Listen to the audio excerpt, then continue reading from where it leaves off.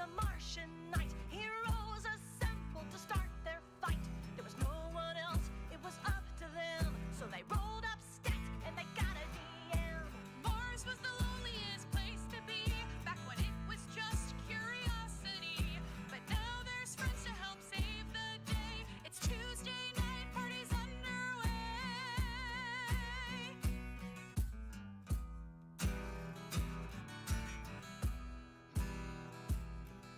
There's nothing worse on a planet red than a night that's dark or a battery dead. The nightmares behind high-def eyes are nights when undead robots rise. Pray the daylight never ends, for tonight we face our fallen friend. So roll initiative and make your saves. Let's send the dead back to his grave. Night's falling, we're calling. Our mission's overhauling. No reply from our gods in the sky. Death rolling, spikes falling. It's time to start fireballing. Even on Mars we roll the dice.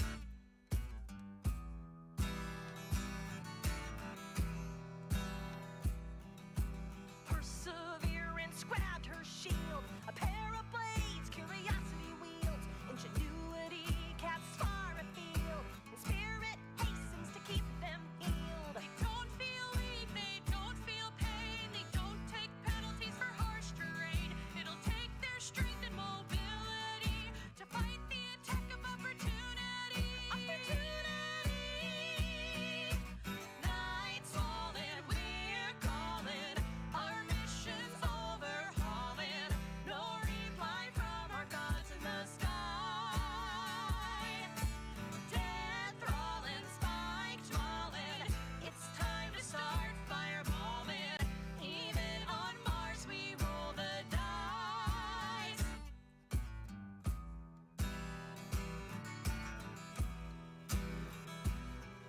Its spirit lifted her scepter high, and a beam of light split the Martian sky. Chased away those clouds of red. She started casting Turn Undead. Opportunity watched in fright as he took damage from zombie insight. And from behind he Gas high quality H2O. back and some good decks checks. Night's falling, we're calling. Our mission's overhauling. No reply from our gods in the sky. Death rolling, spiked mauling. It's time to start fireballing. Even on Mars we roll the dice.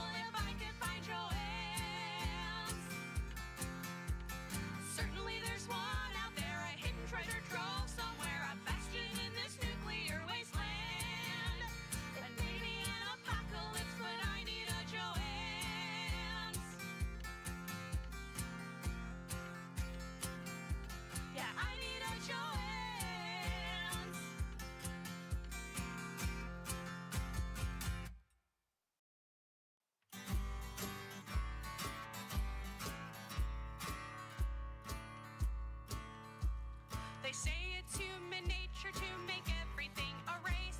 And now their eyes are on the prize of planting flags in space. And while it's only natural for them to go explore, I promised I would never do the wild rover no more. I have a prime directive to travel very far. This rocky road is rocketing me out amongst the stars. My payload is comprised of only whiskey in the jar. Fiddly-di-di-di, I'm a wild rover on Mars.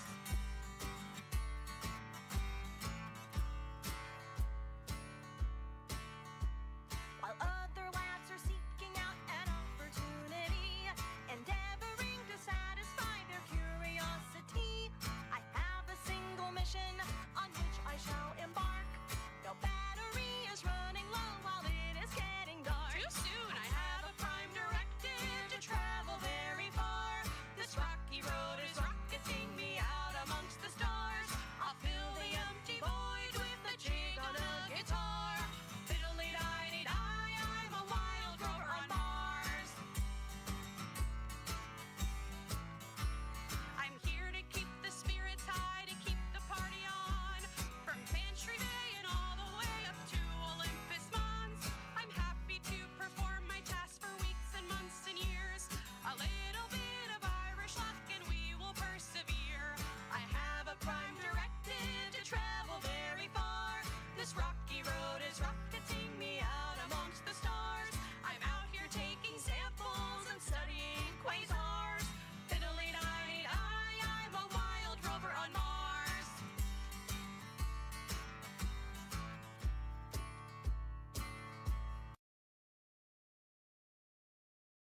A little bit of green.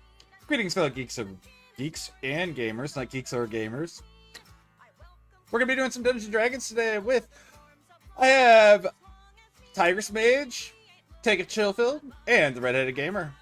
Links are on the title, so you guys can click on them, check them out. They're also in the chat, because most of the stuff I do will be on screen, so they'll be checking that stuff out.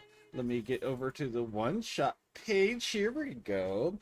No one has any advantage at the or inspiration. All right, cool. So let's go through and introduce everyone. Introduce themselves. We're gonna start like normal. We're gonna do Phil and then Redheaded Gamer and then Tigress. We'll go in that order. So Phil, start us off. Hi, everybody.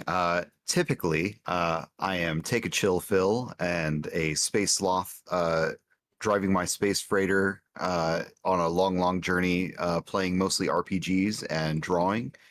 And but today I am playing Pastor Pronus, the dwarven life cleric of Ilmater, and I'm excited to play today.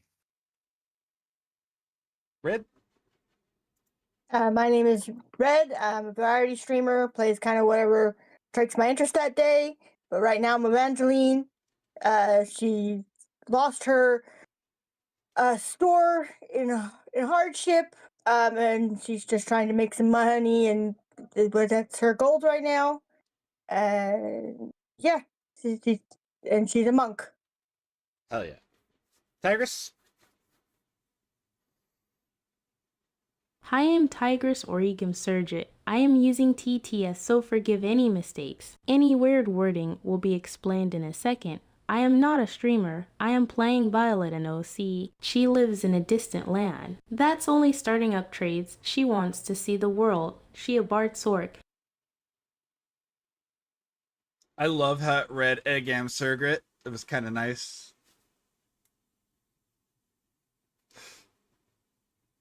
Anything more you wanted to add? I see you typing.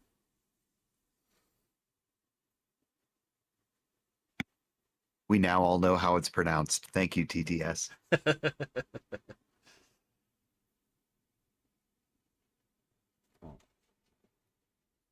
Violet isn't that used to common, so she will speak wrongly. All right. Get that paused. Chat in front of me. I did not turn on my chat bot. Let me get that fixed. 1 second. And we'll get into this.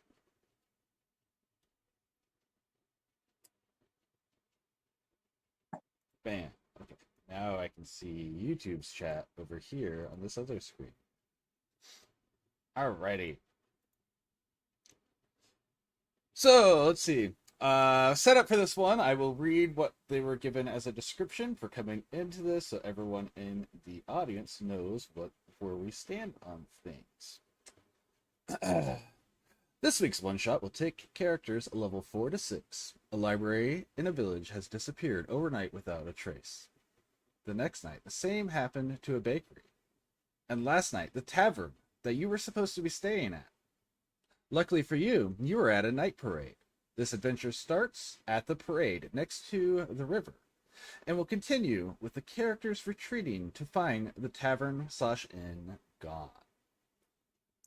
So, you guys will be at a river parade. I don't know if you're familiar with what those are, but whenever they take boats just down like a normal parade, but it floats down the river like you would with like a party float. And then each one is going to have like flames or something on it decorating it as they go by, and there'd be music playing. These things are actually really popular, at least here in Missouri. There's certain points where they do that, and then I know they do a lot of them down in New Orleans as well.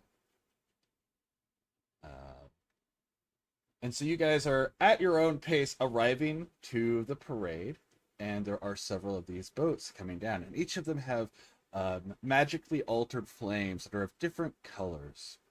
You can hear the sounds of all sorts of different music from all sorts of different lands, each on its own boat. So like the first one is being piloted by a elf, and behind them you will hear the elven flutes and string instruments like the harps and stuff.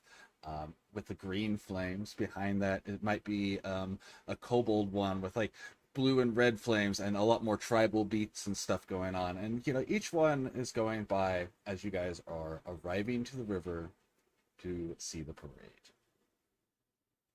I am going to have Tigress there already taking notes on the music and parade, to learn more of the customs here, enjoying the music as her tail swish happily behind her.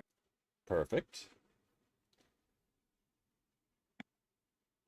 I'm sitting on the riverbank with a little pit of fire surrounded by rocks, and like some fish from the river, just like grilling it and watching the parade start. Mm-hmm. Perfect. We're just sitting on the riverbank, watching the boats go by, not really doing much else, just watching the boats. Okay. So Tiger's typing.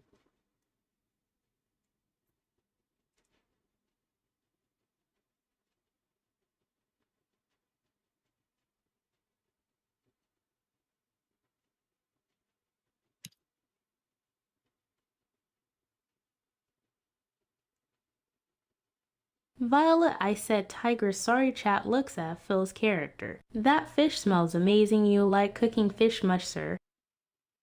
Well, it's a Friday, so always do fish on Friday. Are you hungry?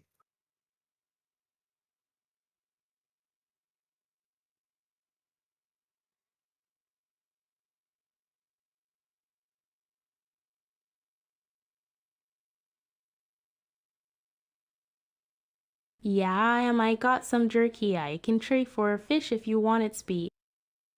I could do a jerky.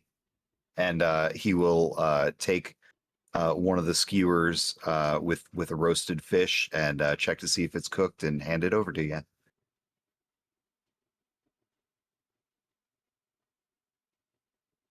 I also just realized I don't think any of these characters have Violet met each other. hands a few pieces of the jerky and takes the fish. Thanks, sir. My name is Violet. What is yours? It's Pastor Pronus. It's a pleasure to meet you. I guess I've kind of had a little bit of a rough time lately. I took on this quest not too long ago, and I was looking for this component to learn a new miracle, and gosh darn, it went missing. I looked all around the hostel I was staying in, and I just plumb couldn't find the thing. It's a very valuable item to lose.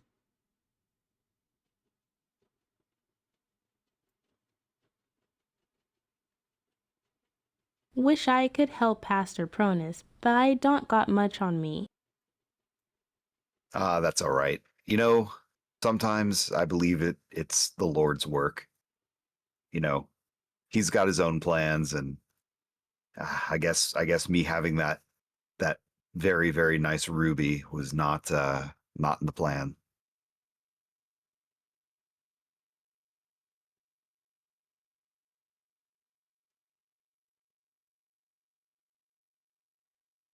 All right. Go on.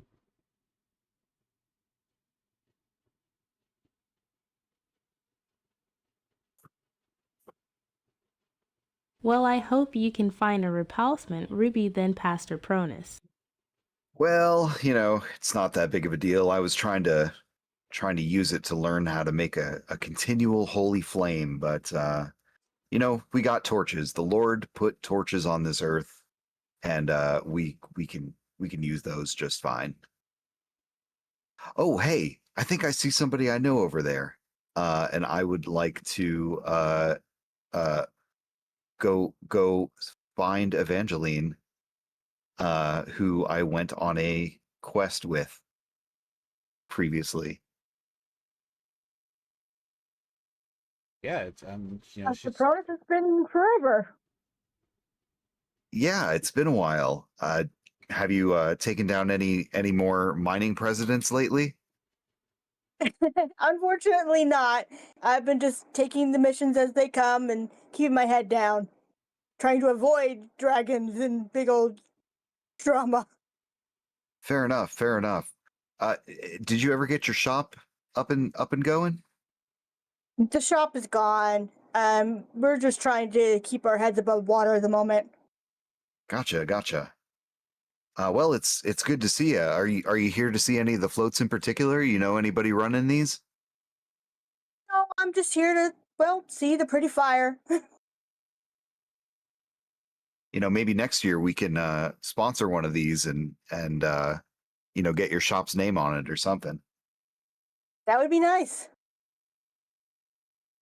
and as you say that, a boat floats by that has most famous pastries in the world written on the side of it. Most famous pastries in the world, huh? Wonder what kind of pastry What that kind is. of shop? I am sorry for eavesdropping on your conversions.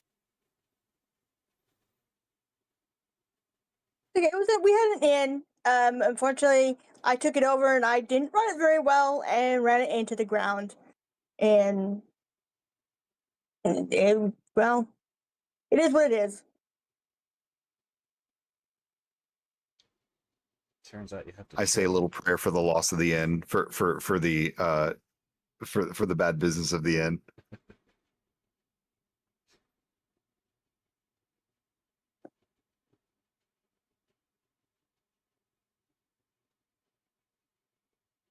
I wish you better luck next time, Miss Angeline, is what Pastor Pronus calls you, I believe.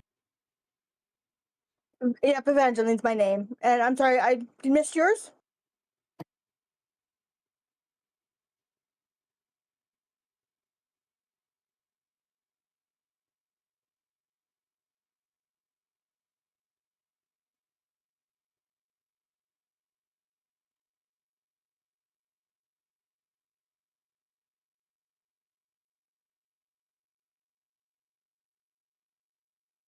Typing. Mhm. I am Violet. I am a bard from a faraway island. I am just traveling to see the world before I take over my family business. Well, prayers for your taking over your business. And I can understand doing some traveling beforehand. Violet, what a fitting name. Sometimes the gods work in mysterious ways. It's just like your hair color.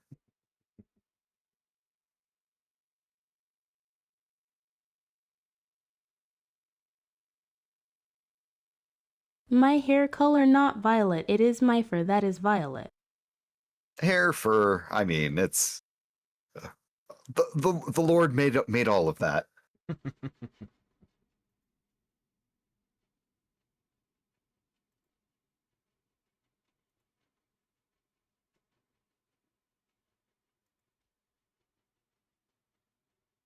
Yes, I suppose you can look at it that way if you desire Pastor Pronus. I do. I would choose to not be embarrassed by misspeaking.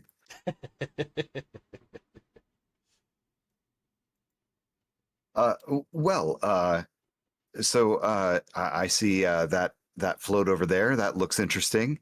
Uh, I suppose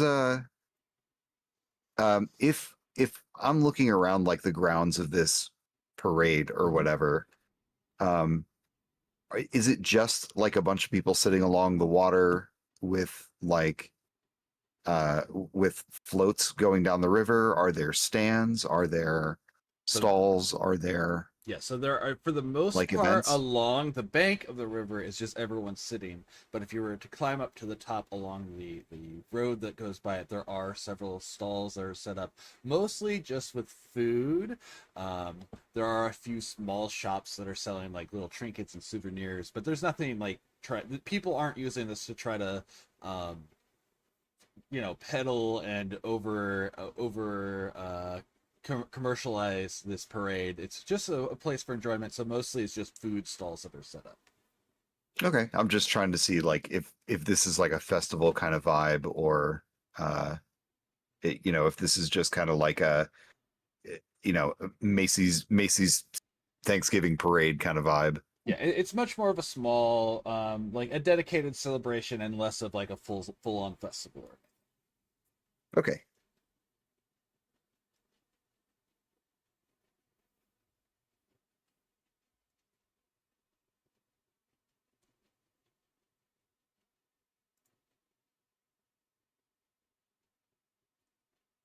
So are you to staying in town?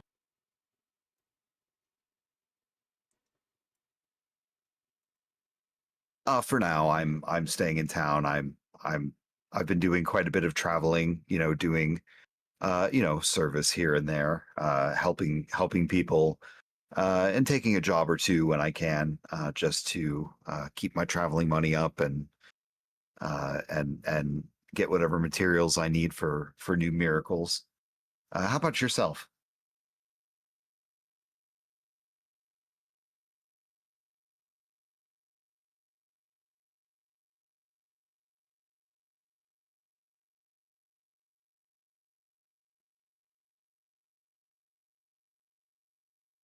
Yes, I am staying in town at a local and the food was alright last night.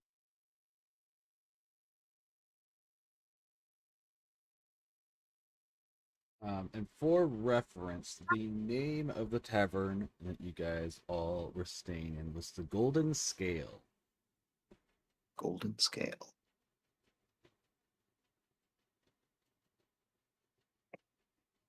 I believe it was called Golden Scale.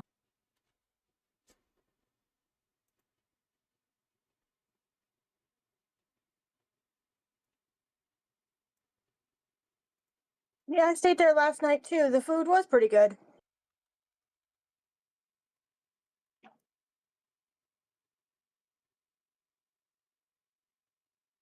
Well, I'll probably be heading there once this parade finishes up. That's why you look familiar, Evangeline.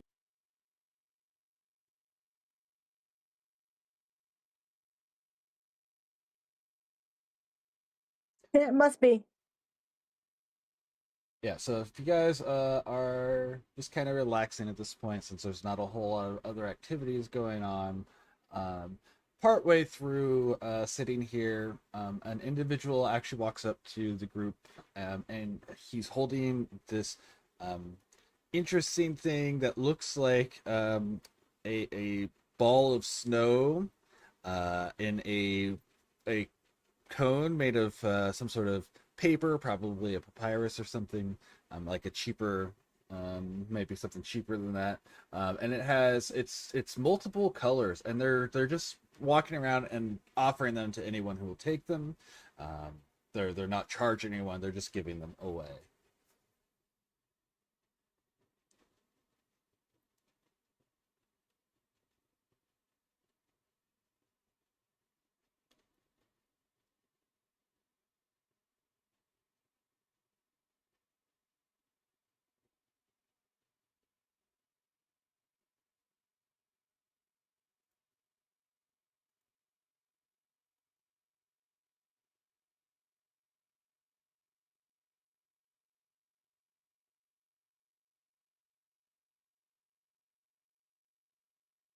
Violet take one if it is offered, and while she takes one, Nala decides to go greet Pastor Pronus, and he feels a small creature on his foot.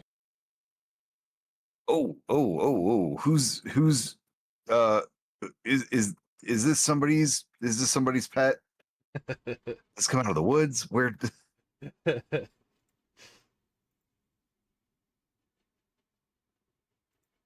And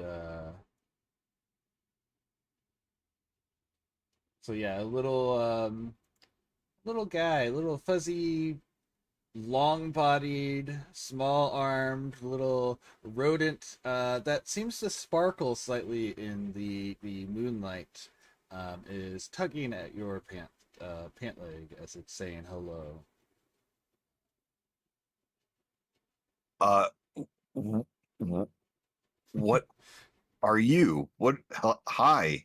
And for Hello. the reference for the players, it's a little ferret that is like sparkling, is what it physically looks like. A talking sparkling ferret? I whistle Nala come here, I know you like those of religious faith, but leave the men alone. Nala looks at me, she then looks as if she floating back to me, and then crawling up my leg. Yeah, so when she hops, it doesn't look like a ferret when it normally hops. It's like almost like it's about to fly. It kind of almost like something with feather fall each bound as it kind of floats across back to her. Tricksy That little is friend so you've got there. adorable. Yeah.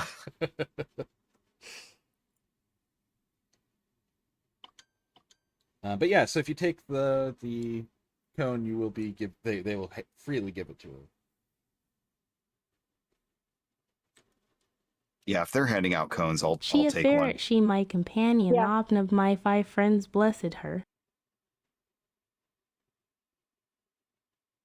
So yeah, each of you get one, and she just said, I don't know if you heard her, but ferret, she's my companion. One of her fae friends blessed her. Interesting.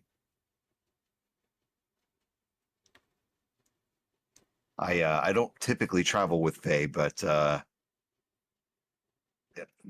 God bless you for trying.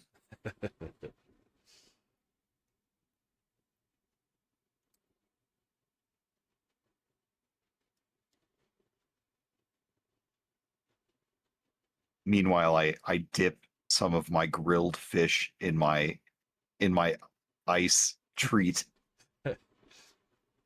Yeah, so if you dip it in and you pull it out, and you take a bite, the ice is of course sticking to it, and it has a tart sweetness, kind of like a cherry, but it's not so thick. It's like melting on your tongue, and melting on the warm fish, and it kind of it's got that tart sweetness of a cherry as you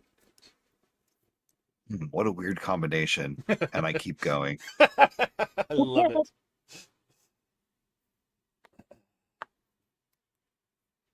Where I am from, my race I guess air and known as a tabaxi, and the Phi tied together closely, but I have nothing Phi about me besides Nala. I start licking my tail, swishing happily as I purr and tasty. Tasty. Was Evangeline also about to say something? Nope, she's just enjoying her treat. Okay, perfect. Yeah. So, and they are all this. One side of it is this tart cherry flavor, and then as you get further around, it becomes a more sour lime flavor. But it's all sweetened, and a very Wait. interesting combination. It's cherry and lime? Yes. Oh, I do love that. That's like Sprite chill flavor. And of course, as you're licking and eating at it, you do notice that it's kind of filling the cup below as it melts, the cone, and it has been wrapped so perfectly that it's not spilling out. So at the end, after you've consumed most of it, you have a little essentially cup filled with this sweet lime cherry drink.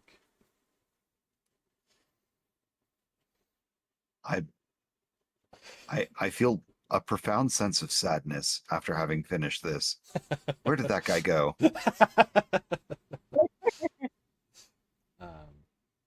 Yeah, so if you do look around, I will say you can see the guy is weaving through the crowd. You doing- seem to be enjoying it more. Suddenly, Pastor Pronus. They see Nala come over and lick a bit of the snow cone MMM. This is tasty. I can't believe they're not charging for these. I know, right? He's right over there. Yep, and he is weaving through the crowd, just offering them out. He has a tray, and once it empties, more just appear on it, like the little cones pop up, and then like the ice forms and plops back down, and then 2 streams of flavoring pours from the sky down on top of it. Very simple, magical show for anyone who's actively watching it. For how tempting this is, can I roll a check to see if this is the work of the devil? You sure can. I will say this is just a wisdom check, just a straight wisdom check. It'd be a 10 then. Okay, so you're pretty confident that this is just the work of a man, like not something beyond human creation. Tempted by sins of the cone. I mean, man is pretty good at creating temptations.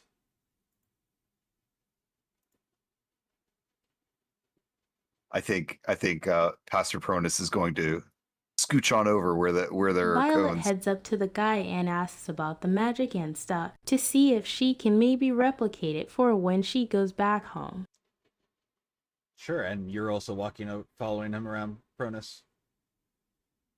Yeah, I'm not so curious about the magic. I'm more curious about getting another one. Yeah. So to answer both of you, as you kind of both get up with your own what am I trying to say? Own tempo or whatever. He holds his hand up. A cone appears in his hand, plops down another piece of ice, and pours it and hands it to Cronus. And he says to Violet, he says, "Oh, it's just transposition magic. This is being made in my shop. We're sending out here.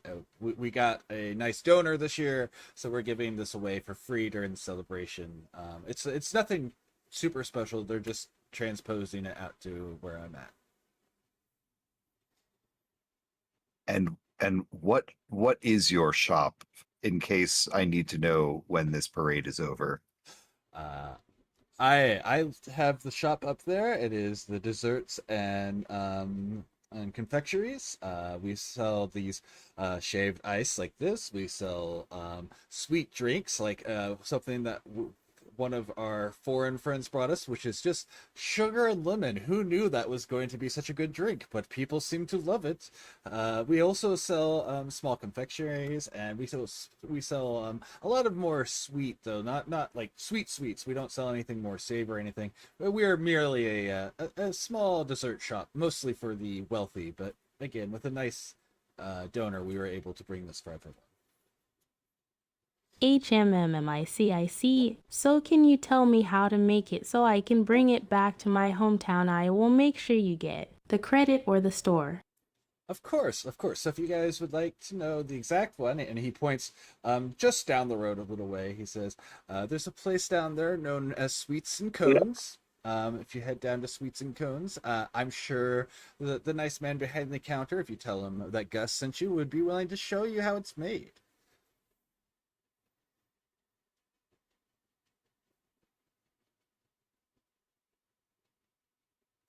Writing this down. Gus with sweets and and cones. Excuse me.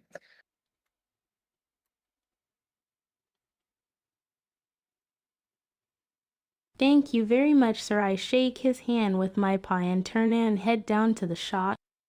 Yeah. Yeah, I think this parade is over. I think we have bigger priorities.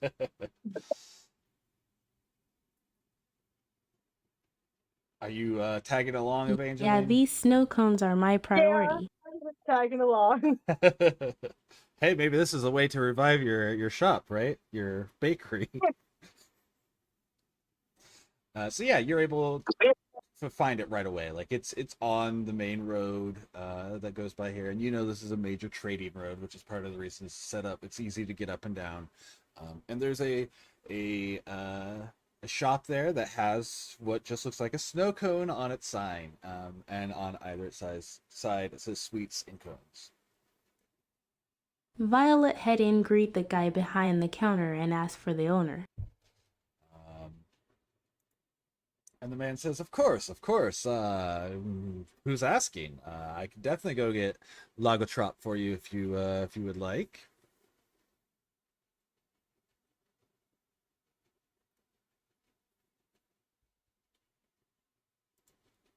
Oh, Lagutrop.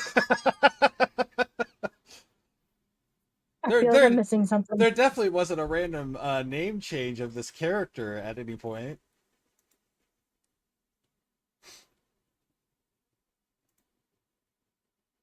I am Violet, a far-away traveler from a far-off island. I am a bard and I love performing with various instruments, but I'm main in 3 instruments. Lagatrop equals Portugal.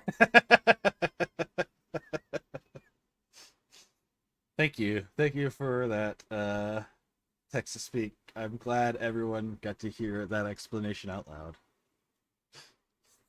That also, I'm sure, That doesn't make Lagatrop was sense. Philocronus.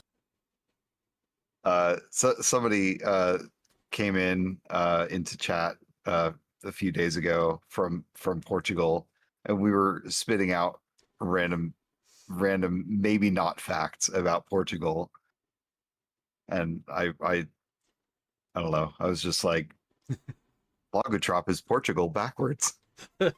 And I told him I was going to make a character named Logotrop after that. Here it is. And here Ah. he is.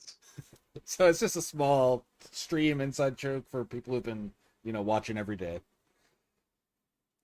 Because, I get a lot of Portuguese viewers thanks to Pataka. So.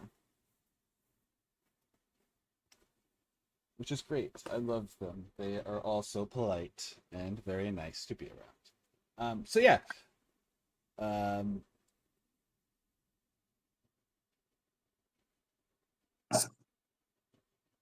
see typing. I'll wait. Interesting. Anyone nice is always welcome in my opinion. Agreed. So yeah, go on. Yeah. So yes. Where is this this Mr. Logotrop? Yeah. So he just turns. He shouts towards the back. Logotrop, you've got some people out here asking for you. And out comes a very tall, slender man, with short cut blonde hair, a very dark tan, like the sort who is out in the sun more often than not. And very old eyes. Like he looks like he's got more experience than he should for his age. Physically, he's probably in his early 20s, but his eyes make you think he's in his 40s. So a very well-lived individual. And he says, "Yes, I am Logotrop. How may I help you?" And he just kind of looks the group over. Are you a party? Are you looking for a special order? I would like to have you make your delicious cones for after services this Sunday, and I think that would be a wonderful thing to share with the community. I had no idea that that you had such a wonderful product out here. Of course. I can definitely do that. Do you know about how many you would need? I'm just thinking about like the small local parish, which I'll be visiting soon. But I maybe there's a community of about 20, so we're probably going to need a couple hundred. Oh, I could definitely arrange that. That would be a couple hundred, probably 100 gold to fulfill that whole order, including the price of delivery. Absolutely. I'll take it from the church's coffers. Of course. And don't worry, we don't ask for payment up front. Hello, sir, I am Violet. I was wanting to learn how to make these snow cones so I can bring them back to my faraway home. Gives the name of an island he probably never heard of it, not on most maps truthfully. Of course. And he looks at you and says, well, I mean, it's not really something we just give out. It's, obviously it's just shaved ice, but, the rest is something that we keep to ourselves most of the time. You mean the secret? The syrup is secret? Yes. Even though it's not really that special, but it's not something that a lot of people would know how to make.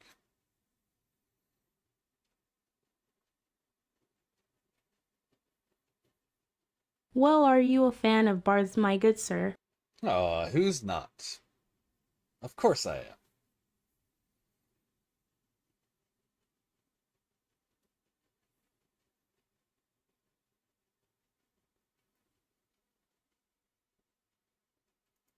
If I can entertain you well enough with a song from my land, will you reconsider?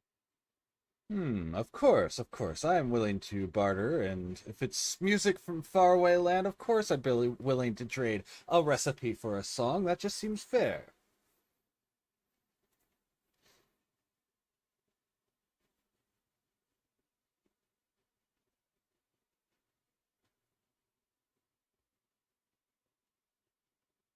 I will perform a semi-rare song from my lang.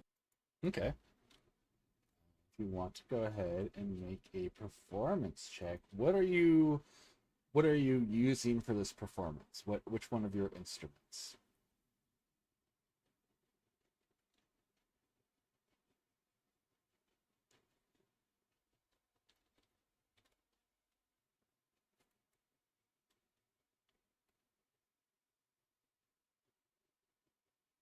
I am using the magic laser harp as it's from there, so it's more exotic to him. Yeah, for sure.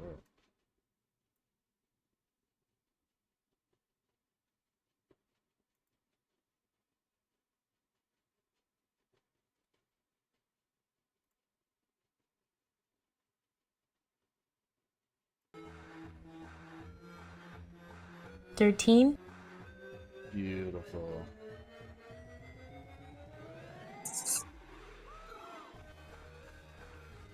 And I've got music playing. It's just the Tetris theme being played on laser harp. A quick little thing that you could play. And it's definitely a foreign sound song. So that's the sort of thing that gets played. And with a 13, he is more than happy to provide you with a demonstration. And so he'll lead you to the back.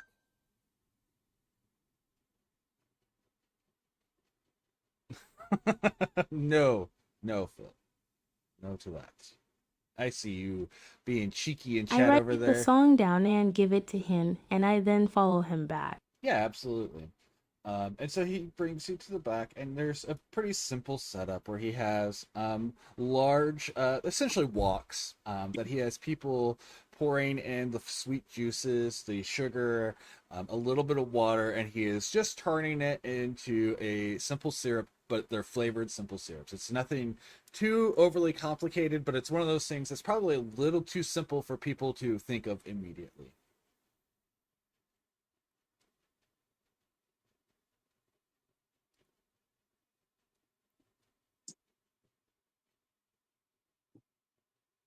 So this is just your homemade juices, and you're adding sugar and water. That's the basics. Yes, but you have to heat it very evenly, and you have to keep mixing it so it doesn't burn or anything like that. And as you do, it slowly evaporates and melts into this syrup, is what we've been calling it. And it makes for an easy spreadable sweet that we can mix with the ice.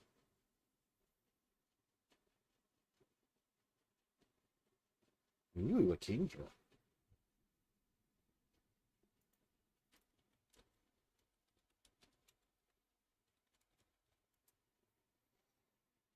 That's impressive. I will definitely try to make it later, but I will not sell or give any out while here, as that ruins our business, and that's not what I want to do. I very much appreciate it, ma'am. And for the song, I will give all three of you, and he brings out three more of these frozen shaved ice and brings them to each of you. And these ones have he has three different flavors in his tray. There's one that is the cherry and lime. There is one that is an apple, and then a very sugar syrup, which is going to have a flavor very similar to a apple, like a apple caramel. And then the other one is a some exotic fruits that you don't recognize as characters, but as players you would know it's like a banana and a coconut.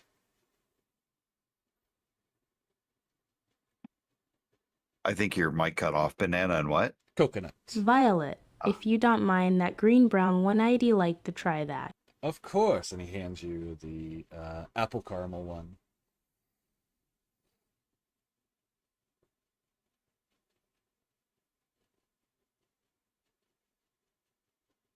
Which one do you want, Evangeline? I will take the coconut and banana one. Yeah, absolutely. And so he'll hand you the one that's kind of like a creamy colored and not as like vibrant as the others. He hands it to you. Well, if it ain't wrong, don't fix it. And Pastor Pronus will take the cherry lime. I start eating a HMMM. This tastes like an apple here and kinda like butterscotch, but not quite the same. Yes, it's that's one of our own. We got that recipe from another one of the shops nearby, so I apologize if I'm not willing to share exactly what that one has in it. And as they're fresh, their flavors are even slightly more vibrant, more immediate as you eat these ones because they're straight from the source instead of being, sitting for a little while in a small cold storage area. No, this just expands my knowledge. And so yeah, as you guys eat it again, it's refreshing, and the same thing happens as you eat it. It slowly melts, and in the end, the cone has a bit of a drink that you can sip that's got that nice mixture of the two flavors.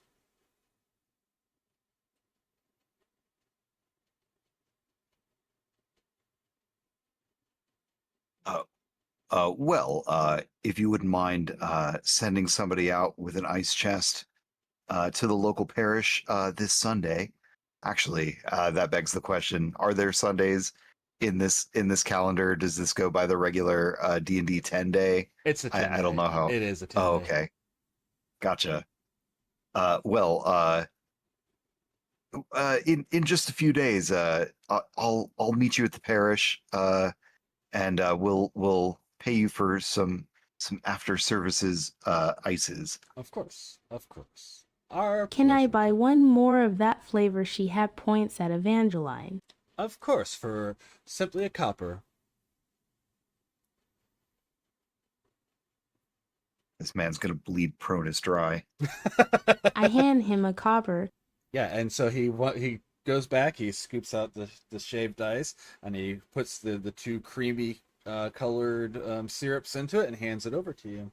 And again, it's got that kind of tropical, it's, coconut and banana. It's a lot more of a tropical flavor.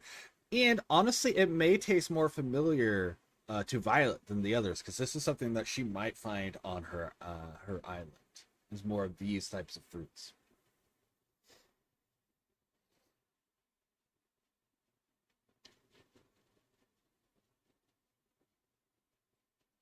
As I lick it, I look a bit intrigued. Is this a coconut and banana? You've had it before, yes, ma'am. He says with some level of excitement to hear someone being aware of such fruits.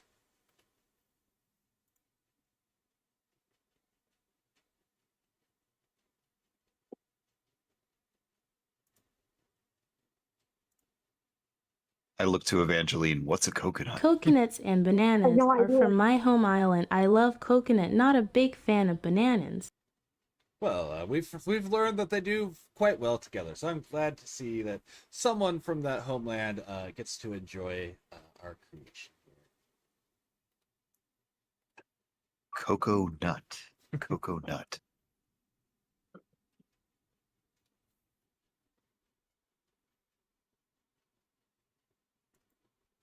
And there are other customers here, so as you're interacting, you can see the guy up at the counter is still serving customers, and it is quite a popular little shop. And they are not charging much for the desserts. You kind of get the idea that they are able to sell such a quantity that they can charge a much lower price than other places might for such a thing.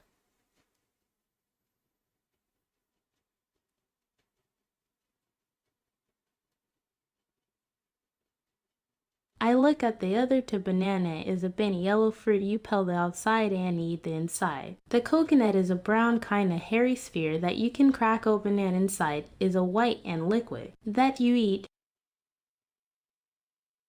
So there you go.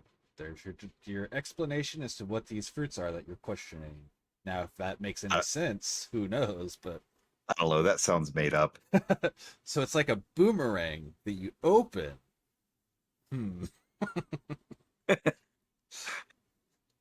Yeah, it sounds made up to me.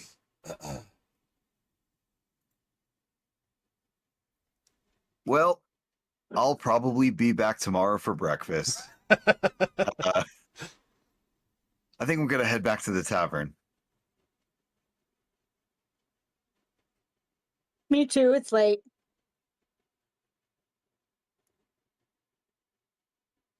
It is not, sir, can we see a coconut and banana to show them they exist? Oh, I suppose. Let me go. They are a little bit more expensive to maintain, so I can't have them out for very long. But he goes back and he brings out a green sphere, very, very large green, like, about the size of a human head. Not quite spherical, not hemispherical, elliptical shaped fruit, and then a very green banana. So it's like both of them are very green. So like a big green coconut and a very green, not yet ripe banana that he brings out and shows it to you. Still think it's made up. I'd like to make a nature check. Yeah, absolutely. That's a 14. Wait, am I proficient? No. All right. 14. Sir, they are not very ripped at the moment. If you let the banana ripen a bit, it should turn yellow and be tastier. He says, well, the process pulls out enough of the sugars when we do it that it still ends up with the same quality of flavor in the long run. But if we get those ones, they go bad too fast. So we get these nice green ones.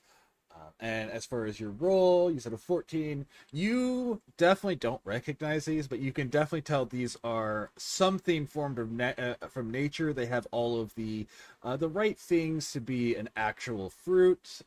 Even if your brain is still a little like, I don't know about all that, but like, the Fruit of skin, the devil's land. I yeah, see. right, yeah, exactly. You might think of like stuff like that, like it's got the right texture on the outside to have like that flesh of like an apple or whatever as far as texture wise, but it doesn't look quite like anything you've seen before, so you might still be a little about it.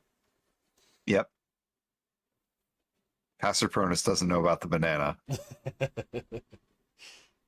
I guess the coconut would look a lot more normal because it's just a really big green fruit. Yeah.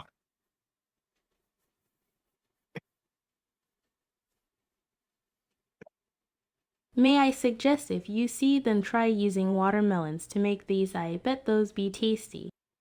I've never heard of a watermelon, but if I find one, I will definitely look into it.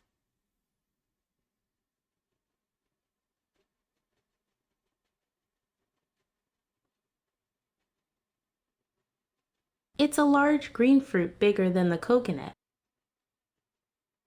All right, well, I'll keep my eye out for it. And then, go on.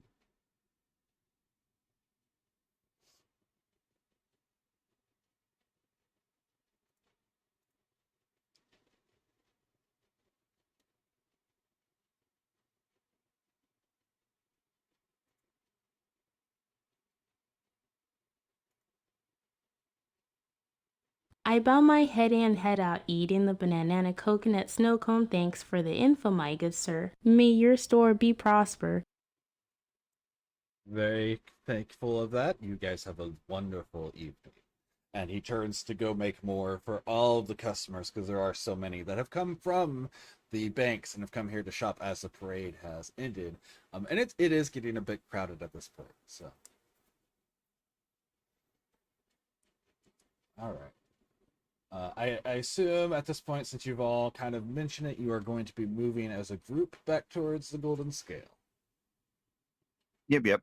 I will wrap my I'm red going to go holy to the threads. tavern and get some real food at the Golden Scale. Perfect. Yeah, I'm just gonna use my holy golden threads, or not. They're not golden. They're red. Red threads for Ilmater, and cast light on my way back to the tavern. Yeah, absolutely. So you guys follow the path that you all are certain will lead you back to the Golden Scale. And you come to the place that you know it should be, and you see a few people standing around the street.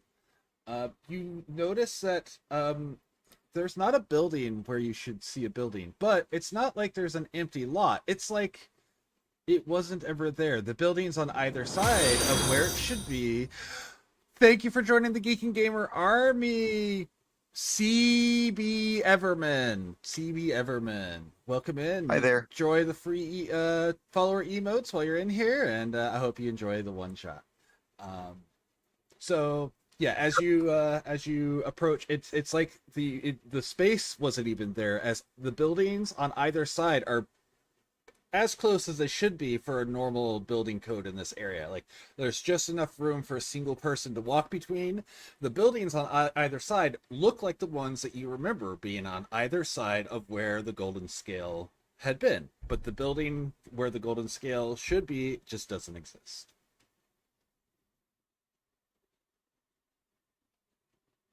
I'm sure it's probably just around the other corner, right? Right. I'm gonna go walk around one of the side buildings to see if I've just misremembered. Yeah, for sure. And you're not the only one who's doing this. There are several other people that you may have cursorily had noticed in the tavern the night before, who are also kind of walking around the block, so to speak. It's not quite in a proper block system, but yeah, no one is finding it. You find the blacksmith shop that you remember being around the corner. You go around the other way. You find the stables that you remember being around that side. This area was clearly made to support adventurers that come to the tavern. This area was all built around that. These shops would make sense for a tavern to be on that one side, but there's just can't seem to find the Golden Scale anywhere.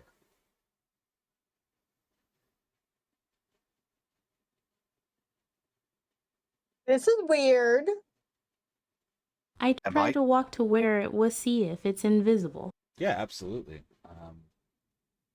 I will say I'm going to take out my little hip flask. How full is it? Am I drunk? you are not drunk. There's the average like 4 drinks that you would get from a dwarf always having a hip flask. It's never full, let's be real, but it's definitely not empty. Okay, all right. And as you Huh. approach Violet, by the way, you walk up and you can touch the building on either side. You can walk in between, completely walk down the little alleyway between the two buildings. Yeah, it's not some sort of illusion that you are seeing. It's not something invisible. It is clearly just not there.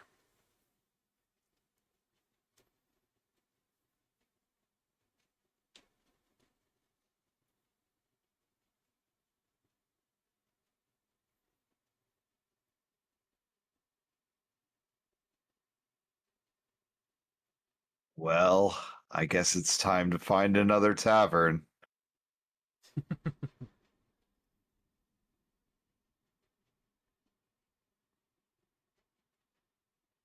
Is it not playing your voice line? What's going on here? Oh, maybe because you started with a So parenthetical. what's going on? Is this a common occurrence here, guys? No, we generally don't lose buildings. And when you say that, by the way, when you say we generally don't lose buildings, you do hear, oh, is this like that bakery we heard about the other day? Or that library from the day before? You hear 2 people gossiping back and forth. Maybe this does happen here.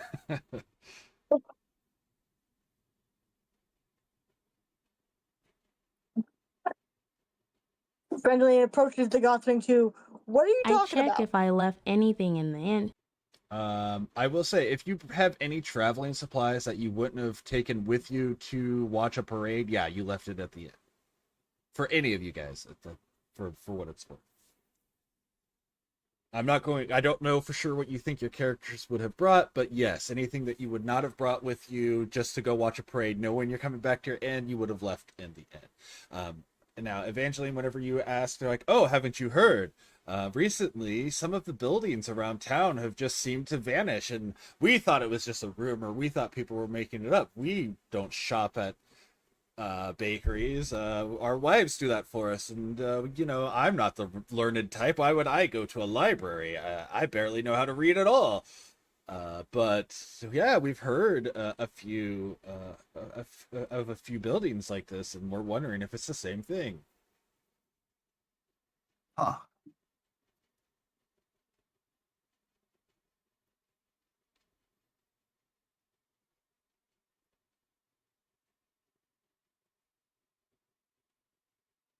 For these other two buildings, maybe we should go look. Violet looks confused and shocked by these comments, then sighs and says, so we're the guard station. So yeah, one of them will answer Evangeline and say, I'm not sure, but I'm certain that one of the guards could tell you. The other one, hearing Violet ask where the guard station is, he just points down along, like back towards the main trading road that you guys had been on earlier, and he says it's at the end of town along the trade road.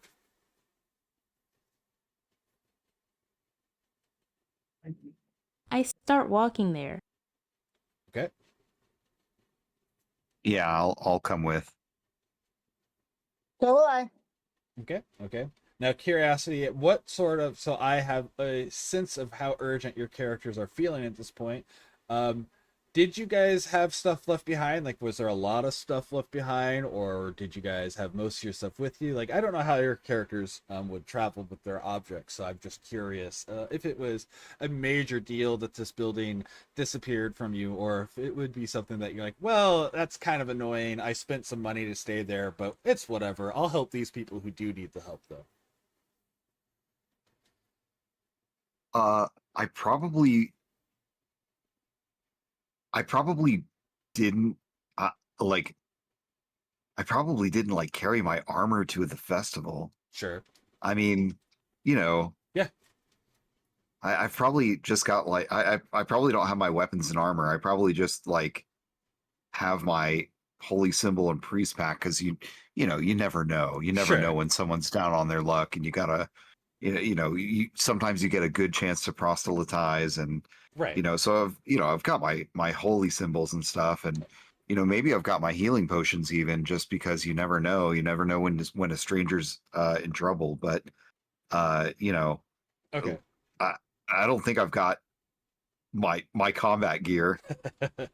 So you're a little bit more, you're like, if something bad happens, I really am, and I'm going to have an issue here, is kind of where Pronus is with it. I have left a few things Probably. behind, including my trinket, so I am a bit agitated and annoyed. I probably left my jewelry, scrolls, seal, wax, and perfume, fancy clothing, so I probably left the most behind. Yeah, so you're really bothered by that. I could definitely see you like immediately, as the two are kind of listening to the gossip before they walk up, you storm off the moment they tell you where the guard station. What about Evangeline? I feel like as a monk, she's probably not as. Yeah, didn't leave much behind. Just kind of left her traveling gear, but she doesn't have armor. She doesn't have weapons, so she's just not a big deal. Yeah.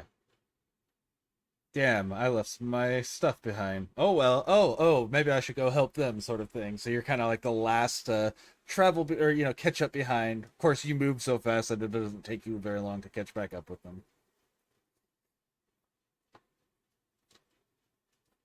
So yeah, as a group, and there's a few other people when you get up to the guard station. And it doesn't take very long. It's pretty close. It's conveniently located. Both the where the tavern was a very convenient location. It was definitely designed to get adventurers in who are coming into town. So it's pretty close to the guard station. And when you get there, you can see, again, it's not a huge group, but there's like 5 or 6 people, and you can hear them talking about, one of them is talking about the missing tavern. However, you can hear the other 4 are complaining about a different missing building entirely, and complaining that their horses are gone now. And the guard, of course, he's trying his best to placate them all, but you know, when people's stuff goes missing and the guard is like, I need you to calm down, that's not what they're doing. They're getting more and more agitated and be like, no, you're not listening to us. We need this to occur. And so it's one of those slowly building situations as you approach. And there's only a single guard at the station at the moment, for one reason or the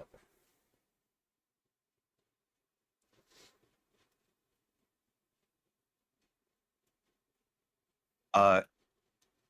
I play maybe- a high note on my ocarina to get everyone's attention. Kind of Oh, there doing we that. go. Got it. Yeah. And of course that does. It's a shrill high note.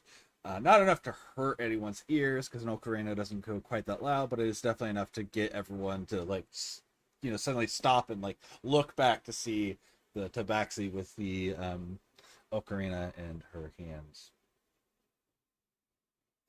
Maybe including Pronus and Evangeline might have jumped a little from it.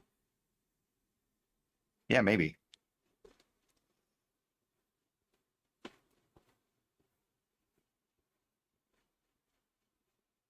If you are just missing stuff, shut up and let me talk to the guard. If you got info besides missing things, then I don't want you to be badgering the poor guard.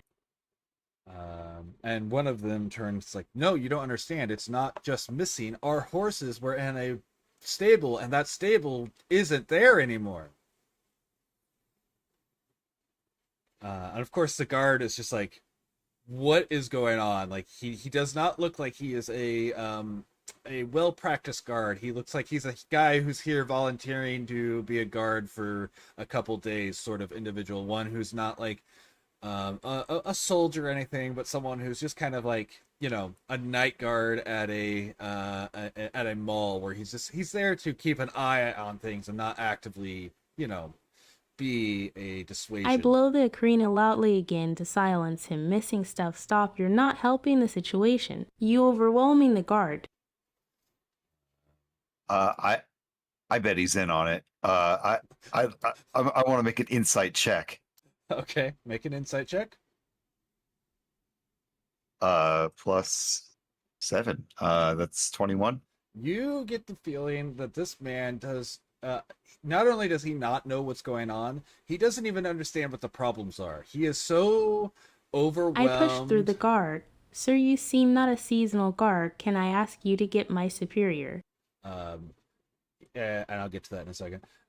You get the feeling that he's very much overwhelmed, and he kind of has that presence of someone who is pretending to be a guard more than being a guard. Like, he's not only doesn't know what's going on, he doesn't even know what he's supposed to do in this moment. So he was actively, when he was trying to placate them, it was more of, I don't want you guys to mob me and kill me, more so than I need you to calm down so I can get to the bottom of this.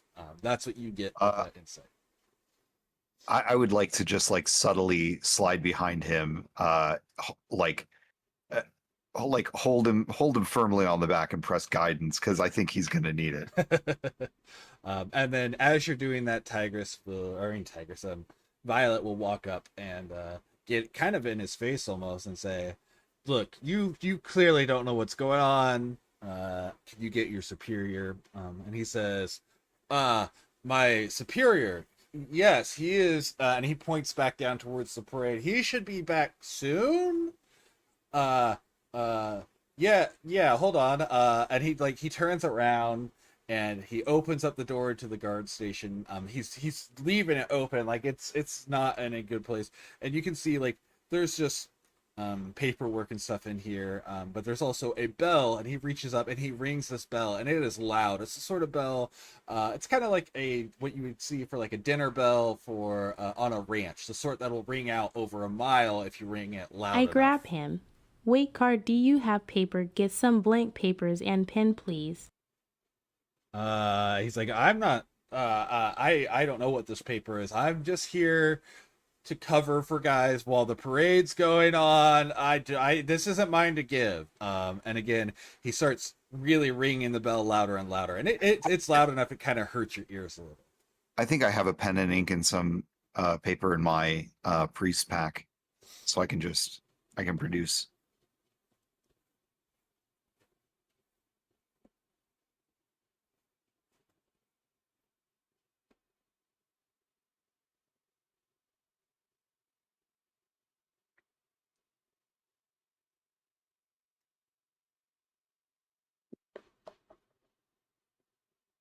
I grab his arm, stop ringing it. Out of play here. Would Pronus really bring that to the parade?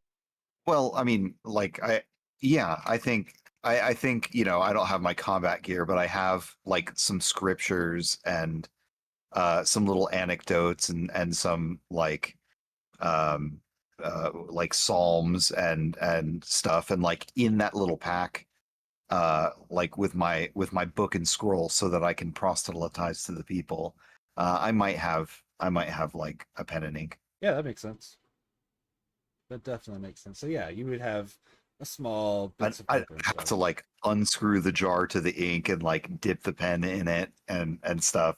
It's not like a fountain pen, but Yeah, for sure. But yeah, after a May moment, I he see goes, the pens and inks and stuff Pronus? here you go.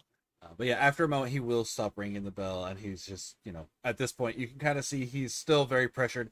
He is like in this room, and you can see he keeps looking at the door like he's ready just to slam the door in your guys' face.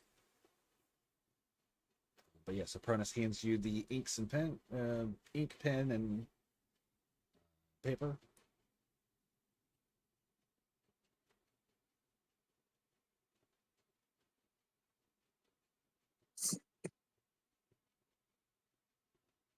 I take them. Okay, everyone, get in line now. If you are reporting missing items, then line up on my left. If you got info, line up on my right.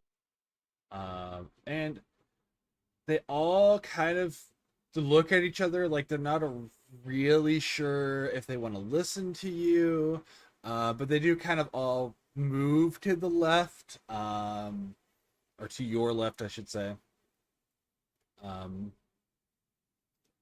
as a collective. All right, so what do we know about the missing buildings? We're missing a tavern. I ask them one by one their name and what they are missing.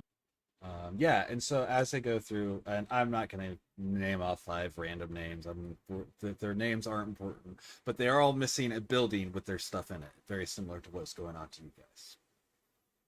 Maybe there's a common thread. Maybe all the different kinds of buildings like have something in common, and that's why whatever wizard is whatever dark sorcery is afoot, maybe there's a motivation that we can suss out.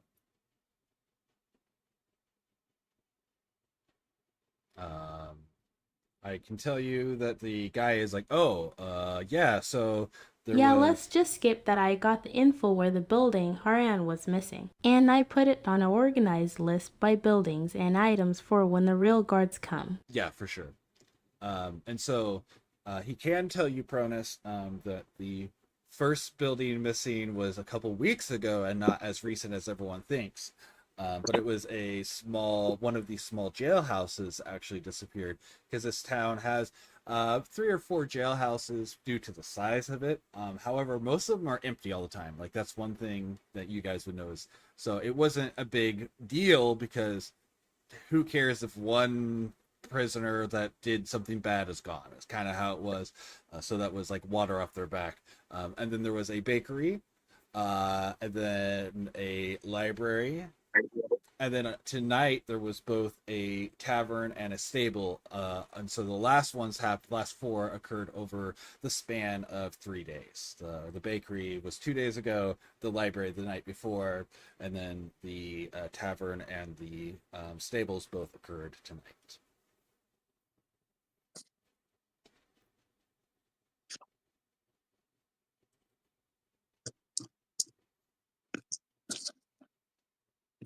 Trying to think if any of them have anything in common. I wait for the Jailhouses captain hold. of the guards to return 'cause I do not want to go hunt him down and miss him. For sure. You want to talk through your mental process, Pronus, while you're piecing I was this just together? thinking, like, jailhouses hold I also show people. Pronus and Evangeline the list to see if we can find any similarity. Yeah, and all the ones tonight are reporting the tavern and the stable. So that's just stuff that he had just told you went missing tonight.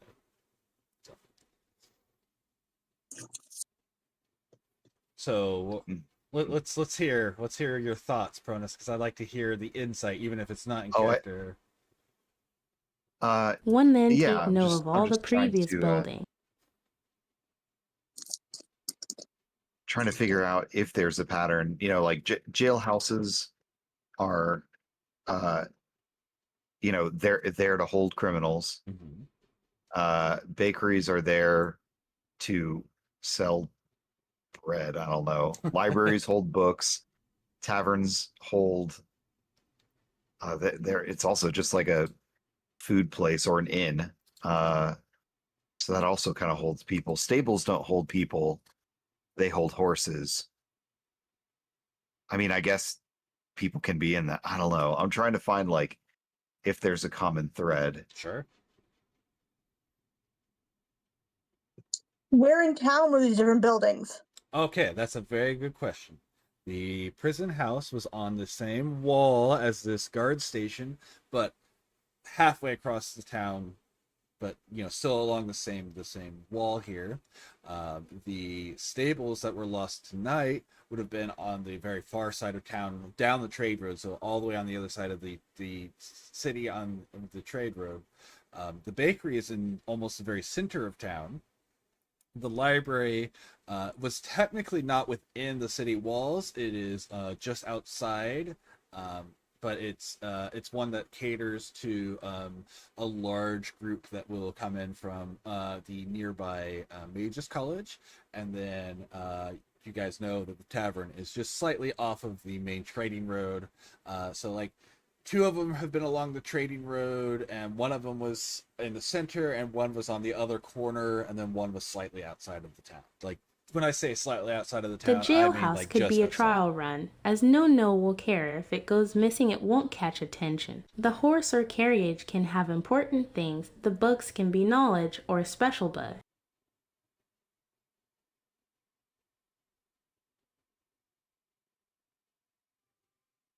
So you guys do at least know, thanks to Evangeline, where these different locations are. Intelligence is not Pronus's forte.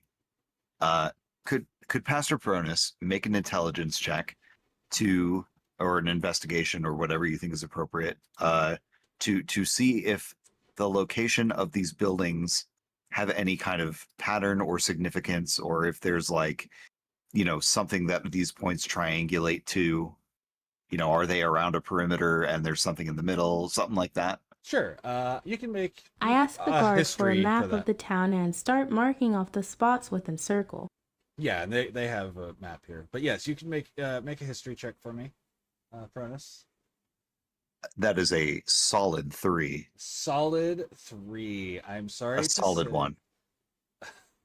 I am sorry to say that what you imagine right now as you're thinking about it, you're like, I remember that town that was made out of magic circles, right? So this is probably a magic circle. Evangeline, I think this is a magic circle situation.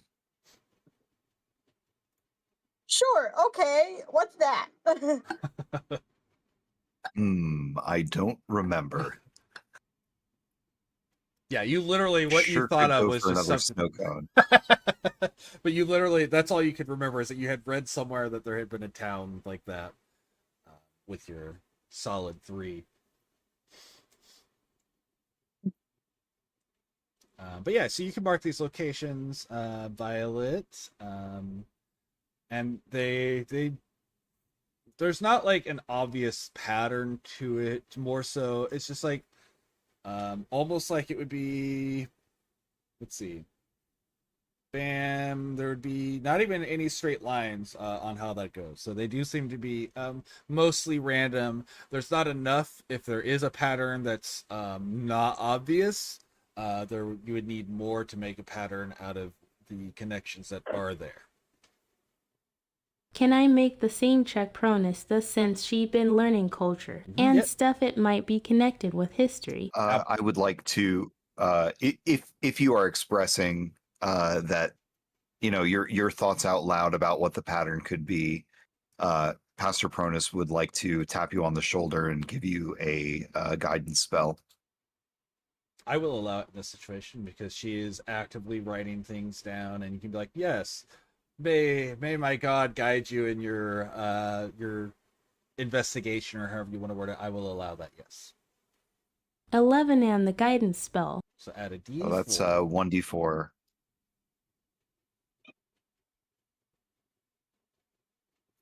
So 12.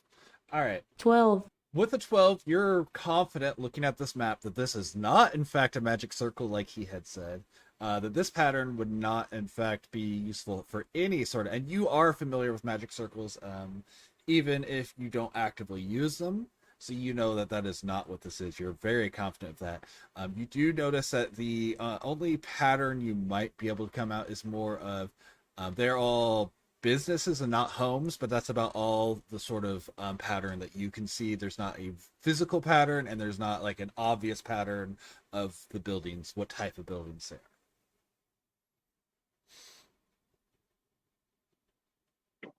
HMMM, no, I don't think this is Amgic Circle Pronus. The only pattern I can see is its business is not home. Nothing too obvious, sadly.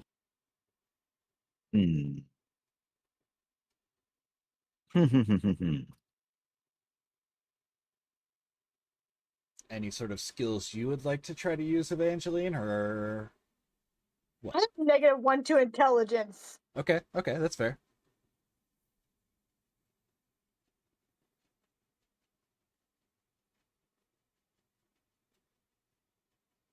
Wait, the check was history right, not intelligent.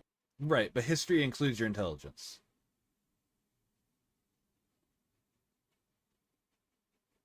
At your level, it's probably like your intelligence +3 or +2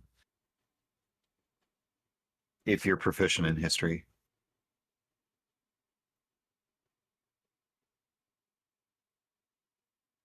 There no intelligence bonus for me. History won, Ah. sadly.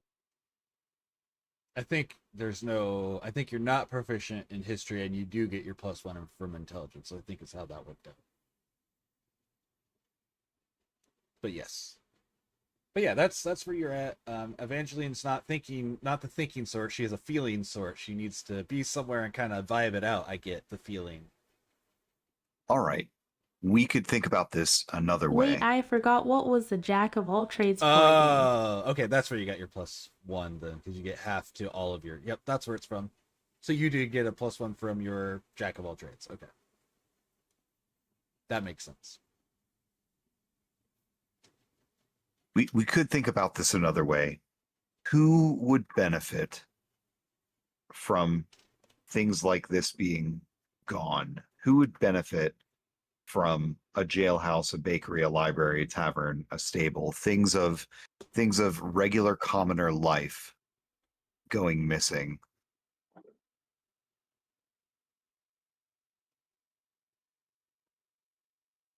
One person. Can I roll an insight check if I got any idea? Oh, maybe. What are you wanting to roll an insight on? I'm going to say yes if it makes sense. What is it that you're trying to see if you have an intuition towards? Specifically.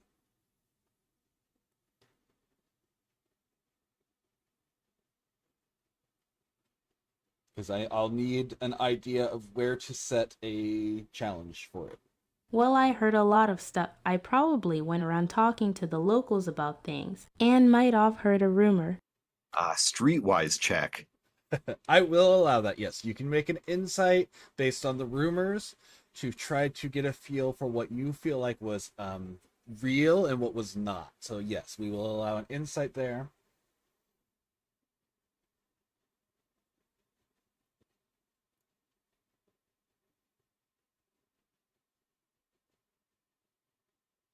Do I roll a d20 and d4 for the spell pronus did? The guidance was how long does guidance last? Is it for 1 minute on and goes to your first check or whatever. first check? So yeah, so no to the D4.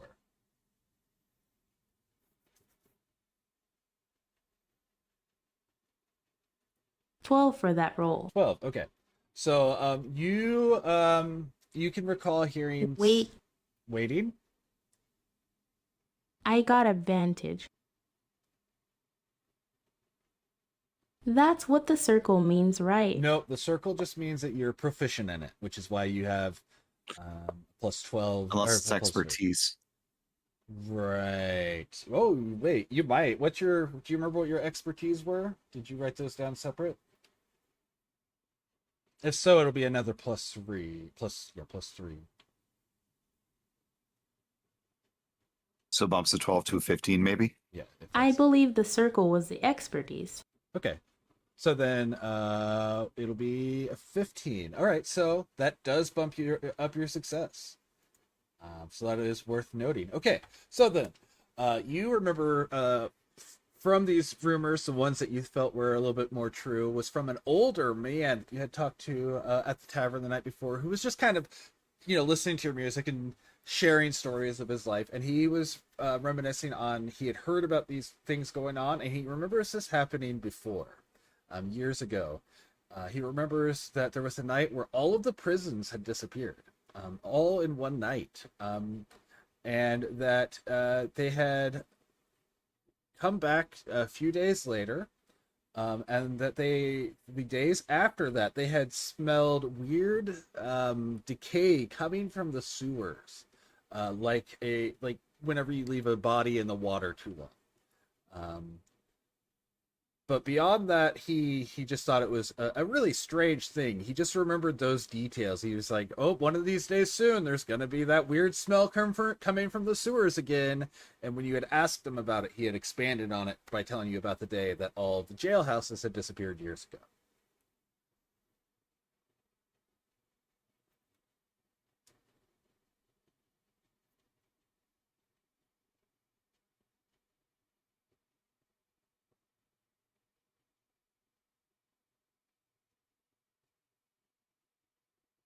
Well, I did not think much of this rumor because it seemed a bit of a quack rumor. But Violet then goes telling them the rumor. Yeah, so Violet's going to explain that, when she'd been performing, the old man had said, one of these, pretty soon, the sewers are going to stink again. And when she asked about it, that's what he said. He said, yeah, one day, several years ago, probably way longer than you've been alive, young lady, the jailhouses had all disappeared one night. And after a couple days, they had returned, but with a foul odor in the sewers.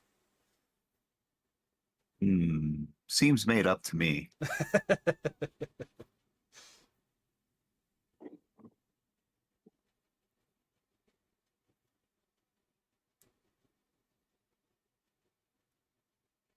Maybe we should go investigate where the jailhouse was, if the past was also jailhouses. And you do have on the map where the jailhouse is, so it would be very easy for you to find it, for the location should be. Well, I thought that at first, but I mean the buildings are disappearing. But it's the only lead we have.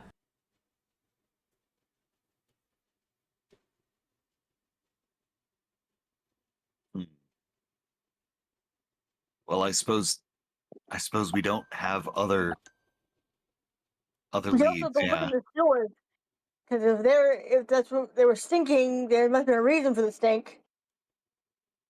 Oh, I didn't want to go to some stinky place. Wait, do I have any incense in my priest pack? Oh, I should look up the priest pack. You probably do, but I don't know for sure. I'll look it up. Because I don't want to smell stank 2 incense all blocks. session. 2 incense blocks. Yes. And a censer. Me neither, truthfully, cause I hope I can find and perfume him. Gonna need it from the tavern. So yes, there are 2 incense blocks and a censer. that will be, I will be carrying that around in the sewer. I'm even willing to cast light on the sensor as I'm holding it up. Yeah, that because would work really well. gross. So you have a few options. Evangeline's mentioned going and checking out the where the prison house should be. She's also mentioned the sewers. How do you guys feel about these options? Besides, obviously, one's stinky, and if you do, you're using your incense.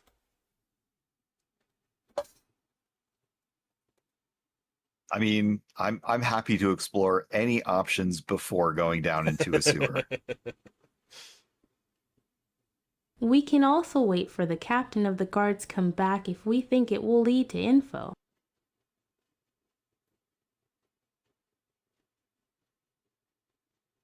Yeah, I will say the guard, you don't feel like it'll take very long for him to get here. You know, you've been having this discussion based on how long it took you to walk here. It'll probably be maybe a minute or two for him to catch up, as long as he was at the parade route whenever the bell was ringing.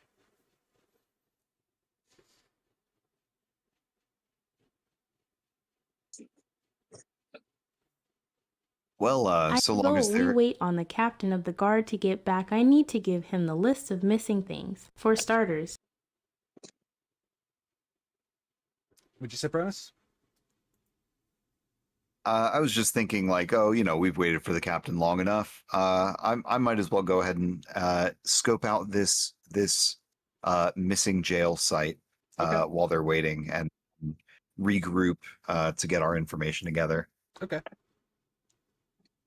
Yeah, so if you want to go ahead, and you'll be walking away, like still on your path whenever the guard will make it back to the guard shack. So we'll go ahead and deal with that, and then we'll deal with you, and then you guys will reconvene. Evangeline, are you going to stick here and wait for the guard? Are you going to go with Pronus? Go with Pronus. Okay. deal with Pronus. I gonna be right back.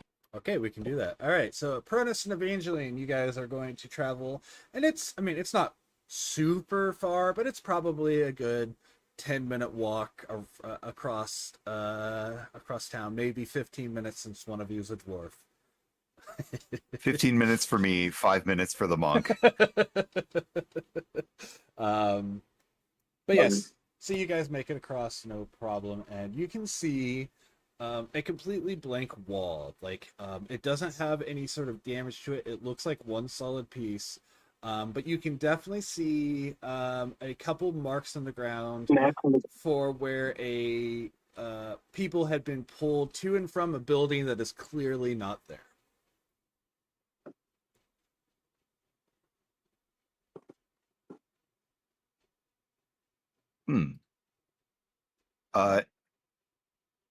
Can I search the grounds for any kind of like magical markings or signs of something supernatural afoot around the area? Sure. Do you happen to have anything to assist you in that, or are you just looking and trying to use your knowledge? I'm okay with either. I'm just curious which way you're going about this. I'm going to be using my light spell to look in the dark. Okay. My guidance from my deity, and looking at my spell list, I didn't pack any. I don't think I packed any divination spells. Okay. Double checking here. I've got Beacon of Hope. I've got Lesser Restoration. I've got Silence. I've got Sanctuary. Shit. Nope. Yeah, I'm just gonna ask for guidance and shine my light around the area, looking to see if there's any signs of the supernatural. Yeah, so you can there's plenty of I'm going to allow you to give me your best option for this, because I'm okay with you taking your time to investigate this. So if you think perception is going to be your best, like you're just trying to spot it, I will allow that. Or if you have another skill that you Sure. think would be something that would be more relevant to the way you plan on going about finding it, go ahead and tell me. And I might say no. I might be like, no, you can't use acrobatics, obviously. But if you can make a good reason, I will allow you to use another skill that you think is appropriate for the way you're going to search. Sure. I'm just keeping, shining a light over every surface along the ground and around the buildings that would be like in that area. See if I'm just like physically looking for, weird scratches, writing, or markings. Maybe seeing if there's any weird mist in the air, anything visually weird. Okay. Yeah, I'm gonna say Or out of place. I will say perception is probably gonna be your best choice here unless you feel like you want to use an investigation check, but I think you're probably gonna be stronger with your perception, right? Yeah, I've it's one of those things where I feel like investigation makes the most sense, but perception is the stat I got. Yep, I will allow it for sure. But I rolled a natural 19. Okay. It's a 22 flat roll with guidance. If we go investigation, it's a 21. If we go perception, it's a 29. 29. We'll take the 29. We'll give you the most information possible here. So, as you're looking around, you can occasionally see something glinting off the ground on the ground when your light comes over it. And as you look at it, you can tell there are slight signs of some sort of viscous liquid. It's very thin. It's the sort of thing that even if you were to walk on it, you wouldn't notice it, but because you're shining your light, you can barely see it. It has kind of an oily texture to it. And then where you are pretty sure the entrance should be, you can see blood that is about a week old. That would match about the time that this disappeared. You can also see several scrape marks that don't match with dragging prisoners into this building. Instead, it looks like something the size of the building had scraped across the ground to the side.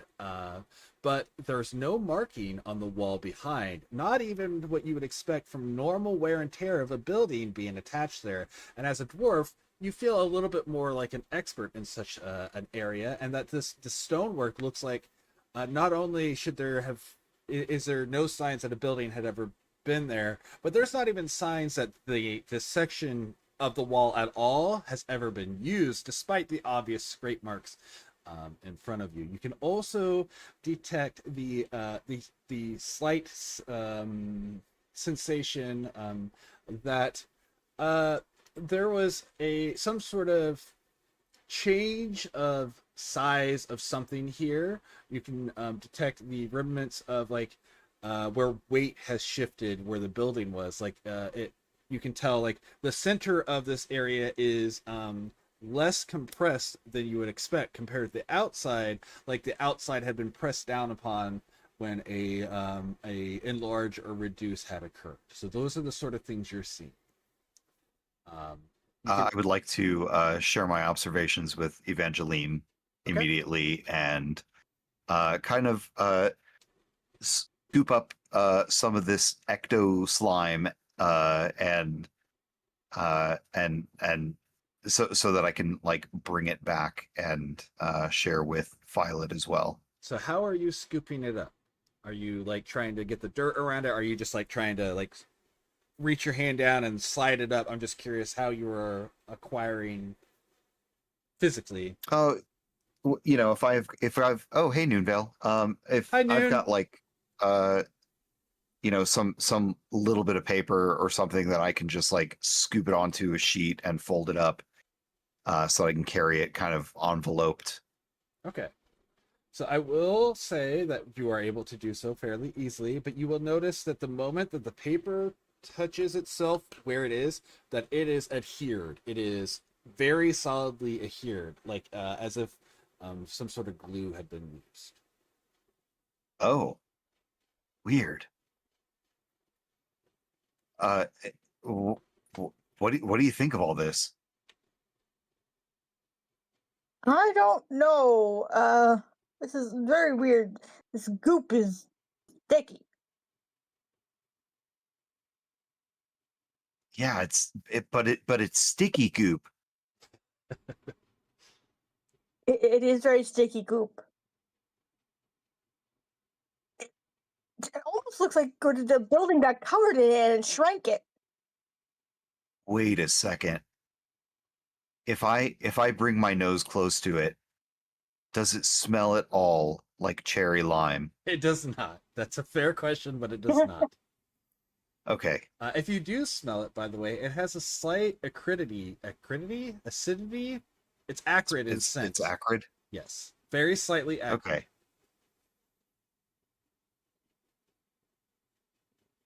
That could be important. Huh. I mean, what do you use sticky goo for? A lot of things. I don't generally have a use for sticky goo.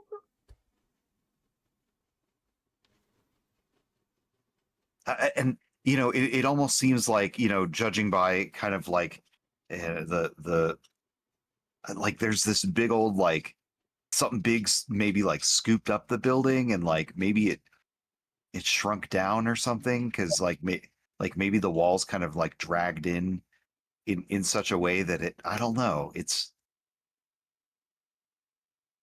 I think if something big scooped up a building, someone would have seen it.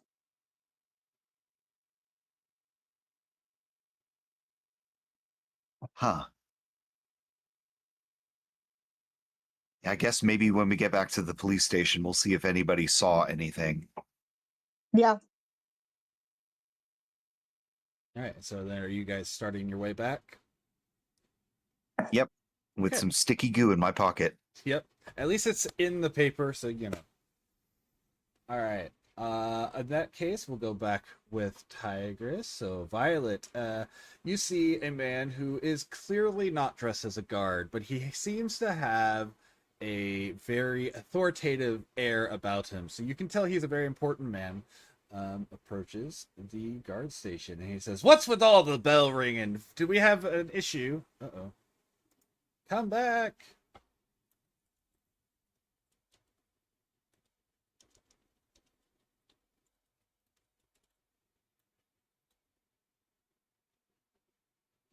I greet him. Hello, sir, I am Violet. We are dealing with a slight problem. Oh, well, it must be more than a slight problem if... Hi, Sea Dog. It must be more than a slight problem if you guys are ringing the bell. What's going on?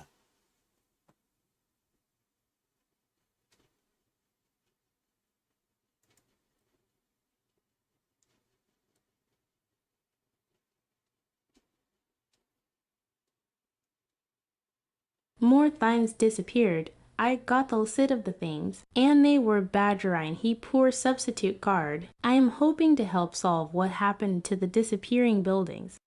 Now more people claiming our buildings are disappearing. Ugh. Put it in with the stack, and he points over to a list of, you can see a stack of a lot of reports. And it's probably from the buildings that had already been reported. Like, he's clearly just kind of annoyed at this point at it. And he does point to a stack for you to add it to.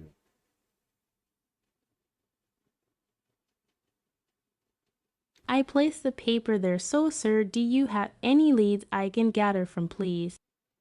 Well, all we know is that some old timers have said this stuff's happened again, and there's some doomsayers that are saying they watched one of the buildings stand up and walk away. But I mean, that just sounds insane. So we're not following up on that one. Beyond that, we've seen a few things that have shown possibilities of foul play with the library, as there have been a lot of dead animals in the area, but we're investigating as much as we can. We just haven't found anything yet.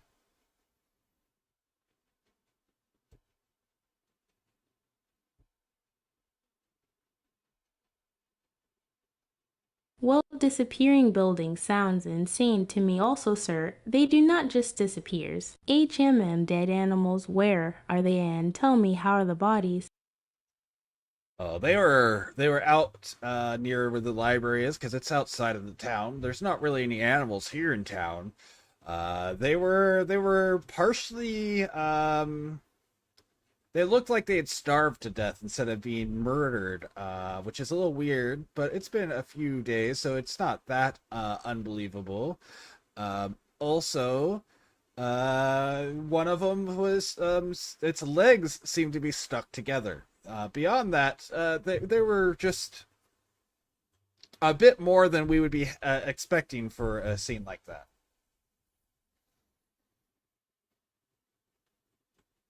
What kind of animals, like herbivore or carnivores or mix? Oh, just the local wildlife, some raccoons, some squirrels, things that you'd expect to see in this area. Nothing exotic or anything running through.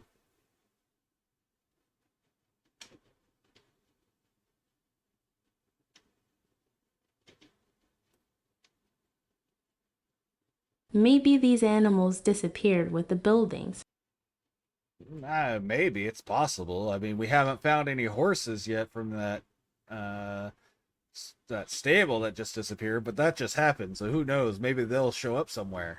Super normal creatures. Wink, says Noonvale.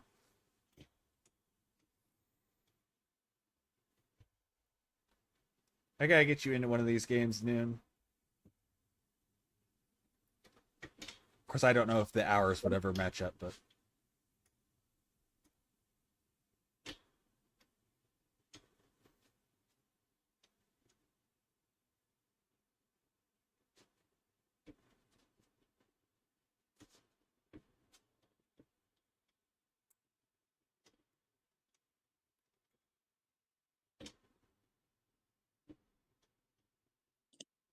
Are you the guard captain?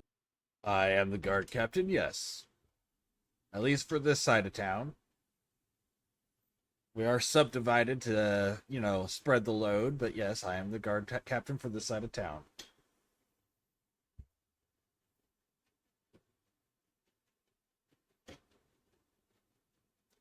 Yeah, Noon, just so you know, if you join that, like it says, make I sure you go see. through the whole Is there a rivalry onboarding. between the sides? Oh no, we work together all the time. In fact, my brother's one of the not the captain, but he works directly for the captain on the other side.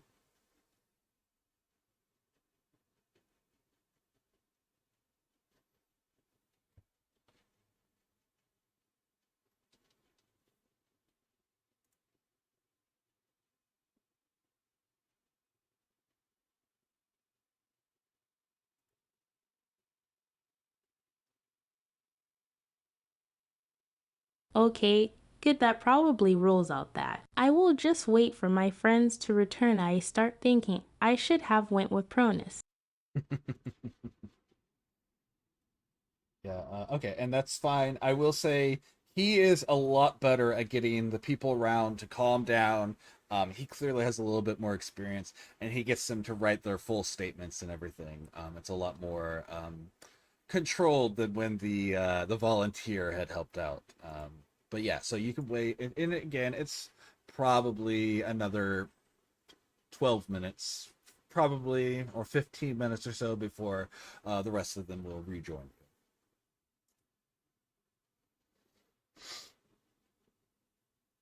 I play a few songs while I wait on the magic laser harp then.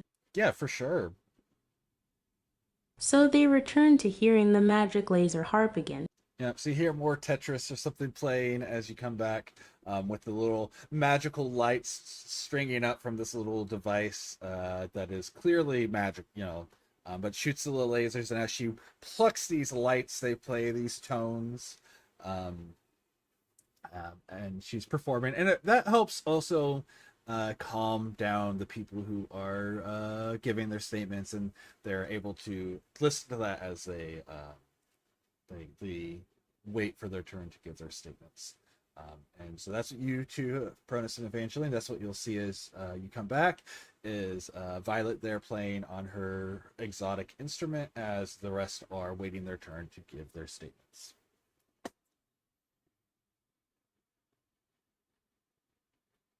Jeez, Evangeline, slow down. I am slowing down. Oh, I feel that in real life. My short little leggies can't keep up. This feels very real for me. Like, I have to really work to walk slow with my wife because, yeah. I want to hear the song, Shorty. Oh. Short little leggies are a real problem.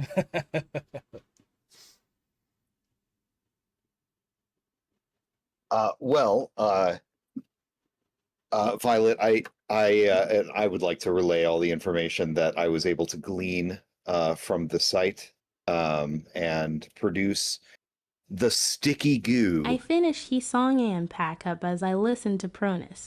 Sure. Yeah. So you get it packed up, and he's pulled out this little piece of paper that is adhered shut, and he tells you about the distribution of weight. His knowledge of stonework tells you that the area was a little too perfect. The scrapes where it had moved sideways, the building clearly something, it may not have been the building, but something had moved sideways, that there was signs that the weight had redistributed at some point in a way that didn't make sense, and that there was a slight bit of blood that would have been associated with the right amount of time. I look at the sticky goo. Is it fire orientated? It's not something you've encountered, no.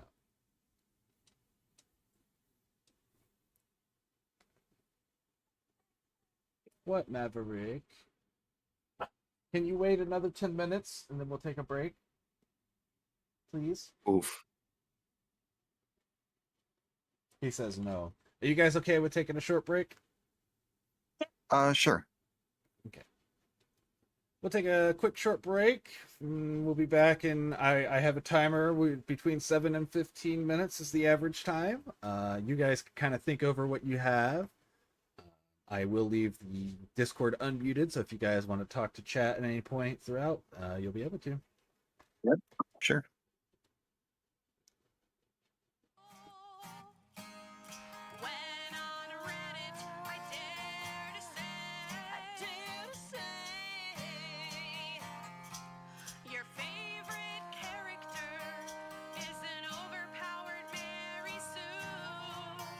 Red, have you seen what a laser harp looks like?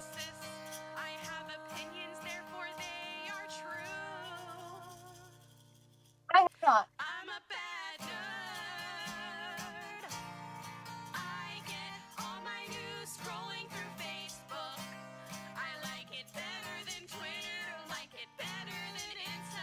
But I Short break still like time. some kids on TikTok. I'm a bad nerd. How's everyone's week been? I pay full price for cable. I'm really Never use my free I really am stumped with this this conundrum. The buildings are going missing. Someone says they just got up and walked away.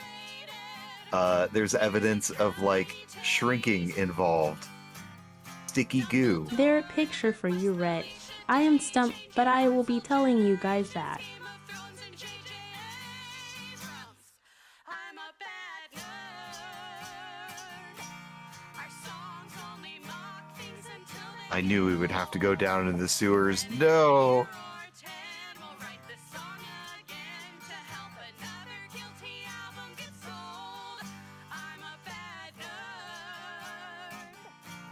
I'll sing That's what I didn't want to have happen. The walking building caused at the moment Pronus and Evangeline not aware of this. niche. I'm a bad nerd. I think I'll start a YouTube channel. I'm a bad nerd. I'm a bad nerd. There's a new cryptocurrency. I'm a bad nerd. I'm a bad nerd. Can I have a little summary of what the story and setting is and everyone's characters? I like broadly speaking, this is just like West Marches. We're all doing jobs, different jobs. Right now, we've been on like several different adventures. As most everyone is the same character. I'm playing a different character from the one that I play most of the time. Right now I'm playing a life cleric of Ilmater, a dwarf named Pastor Pronus. He's all about God, but he's also got some baser desires, and I think in his last quest he was very interested in like the draconic religions or whatever after meeting a fun kobold named Drak. In this session, we're going after we're finding out why buildings are going missing in this town after a float parade on the river. There's story bit I have yet to state about Violet that's rather huge in my opinion. I guess I can spoil it if you really want, but I'm not sure if Phil wants the spoiler. If you'd like to share the spoiler, you may. Generally, I like big fun reveals, though. Either way, typically I play a rogue named Pierogi, a little halfling rogue.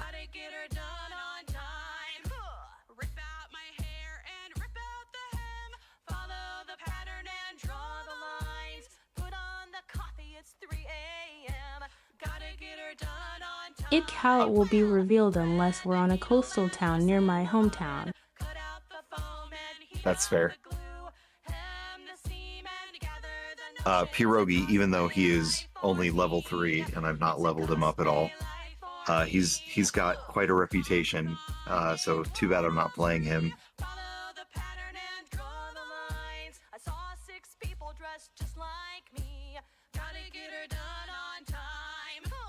We also have the redheaded gamer here playing with us, who is a monk named Evangeline, whose business has gone under.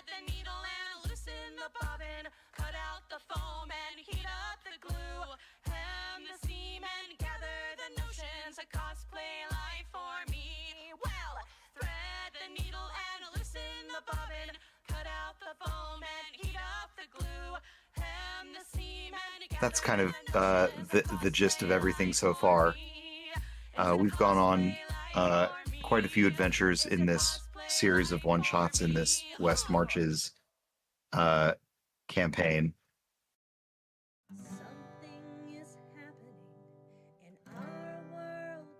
We went to a festival where a hag like abducted a few of us, and we had to go do some jobs for the hag so she could bring us back home. We investigated some murder mystery aboard a skyship cruise kind of thing. We went into some mines in an effort to negotiate some kobolds out of the mines. But there was a dragon that kind of settled in one little pocket of the mines that was just not going to leave, and she was nesting. So we tried to convince the mine company president to only have them mine during the daylight hours, so that which was when the dragon was awake and out, and not mine overnight, so that the dragon could sleep. But the mining company jealous president of that snack wine.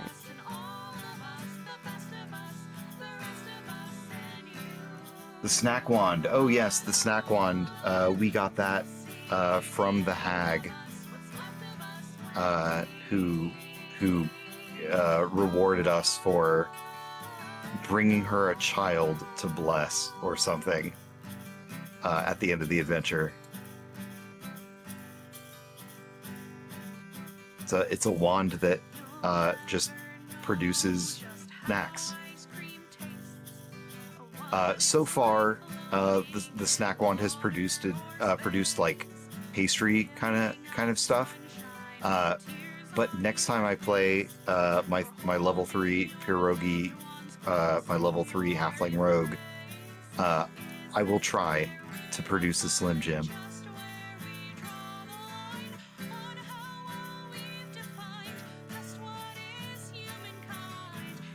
Unless you mean a Slim Jim is a snack wand, because I guess it kind of is.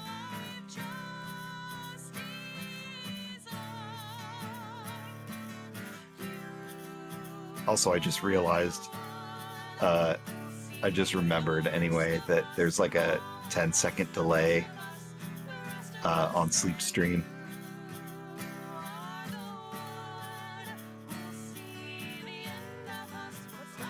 I feel like the wand should be a Slim Jim.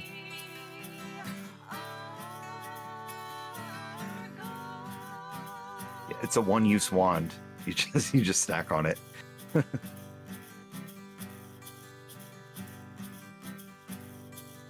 watch as we grapple with our hubris and shame and fear over something we're unwilling to name. In this one, because the tavern that we were staying in disappeared, whatever stuff we had back at the tavern, like in our rooms or whatever, because I guess it's an inn tavern.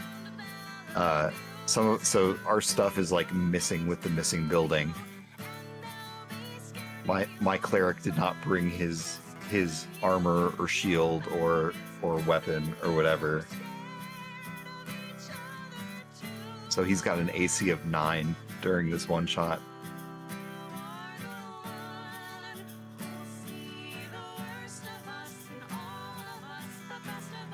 Lucky my weapon is my lyre, so I have it on me.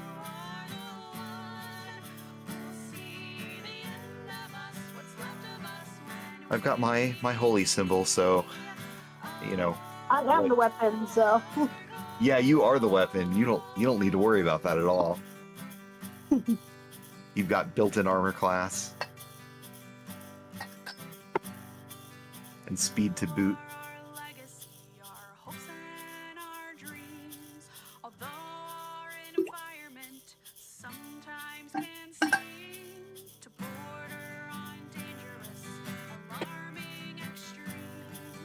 I would say, like, across the one-shots, we've got a monk, we've got a sorcerer bard, we've got a wizard, we've had a warlock, we've had, I think, 3 clerics.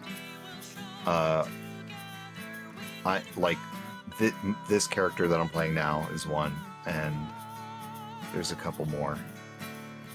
I think, is that everybody? We had a druid. Trying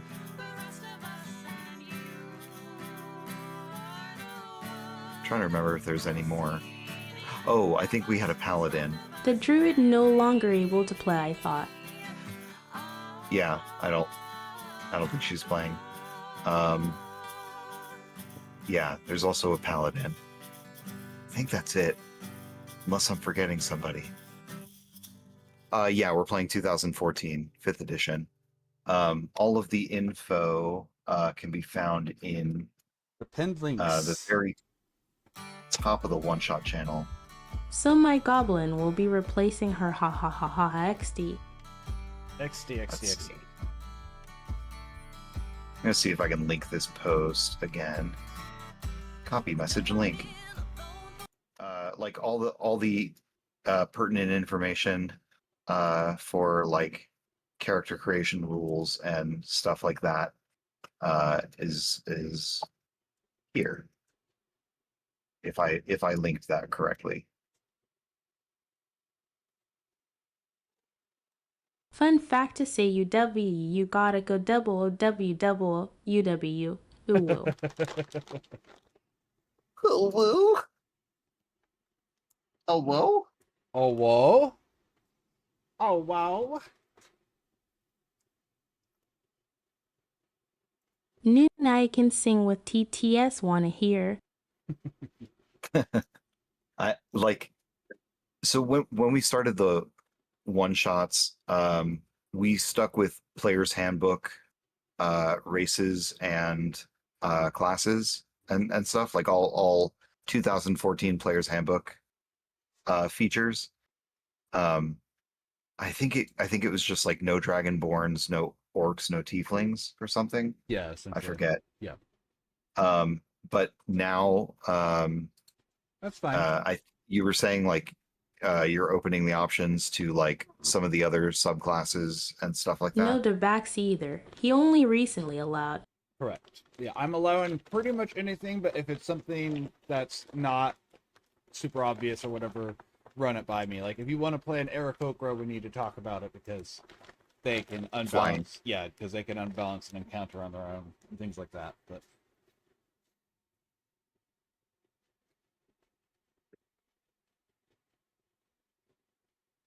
Can I play my Tanuki shifter, please?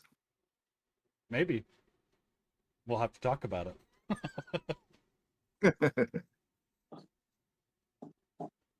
What are you doing, girls? How are the girls doing? I think Bug must be on the other side of the door because both of them are at the door, like trying to shove their heads under it. Sweet babies.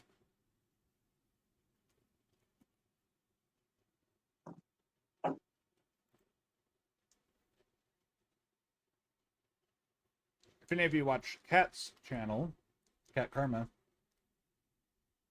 her baby Sidian, who's always on stream, is the half sibling of Melody and Tiny that Red's talking about right now.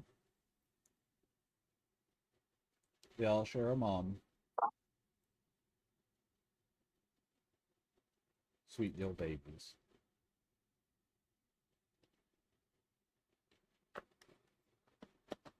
We starting back up. Once everyone's ready. I'm ready whenever everyone else is. I'm ready when y'all are. Yep, I'm good. So I heard a few rumors. One of them was the buildings walked off on their own. Most of the older folks are saying it's happening again. Then some are saying it's the end of the world, which I do not believe. I mean, it sounds made up. If I didn't find this sticky goo, this sticky whatever this is, on the ground at the site of the jail, and these other observations that I've just told you about, I wouldn't believe it because it sounds made up. It has kind of an acrid smell. Currently, with the knowledge of the building disappearing, I am not going to cross out walking buildings.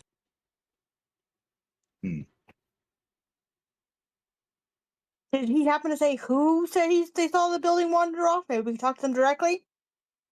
He did not.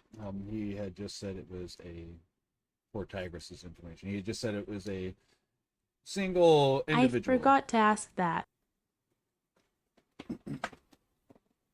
Well, it's too late to ask again. As you're standing slightly out, name a character acrid. I mean, that would be an interesting, maybe like I'm trying to think of a character, like a group that That's a names pretty itself cool after name. sense. Oh, Dragonborns do that sometimes. You could be like a Dragonborn named Acrid. Black Dude. Dragonborn named Acrid I or go something. over to Yeah. the guard captain. Sir, do you know who or where we can find the guy who saw it walking off? And he kind of looks at you and he goes, "Of all the ones I told you about, that, he's some homeless guy who lives over near the old jailhouse down that way." And he points back down to where they had just come from. Who,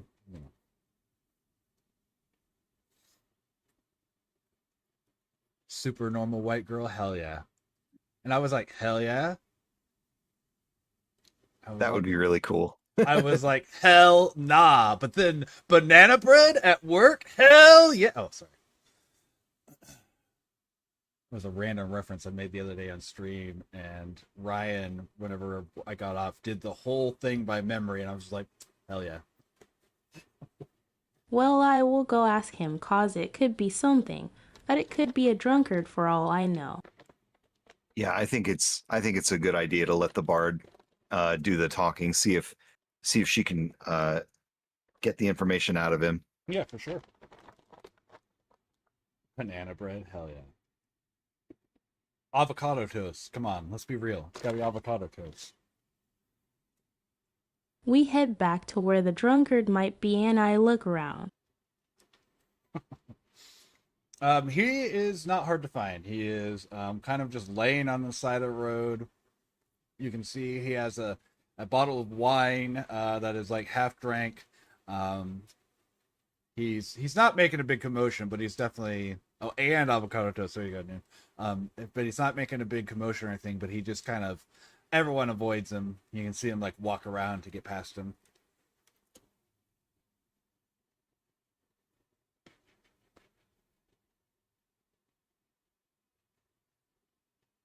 I walk up to him. Can I have a word with you, sir?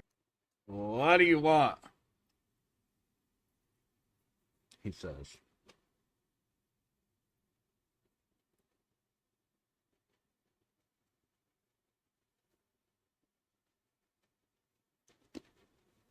I heard from the guard caption someone saw a building walking around. Is that you? Raid from Pataka Zero with a party of 20. Welcome in, Raiders. Welcome in, Geeks and Gamers.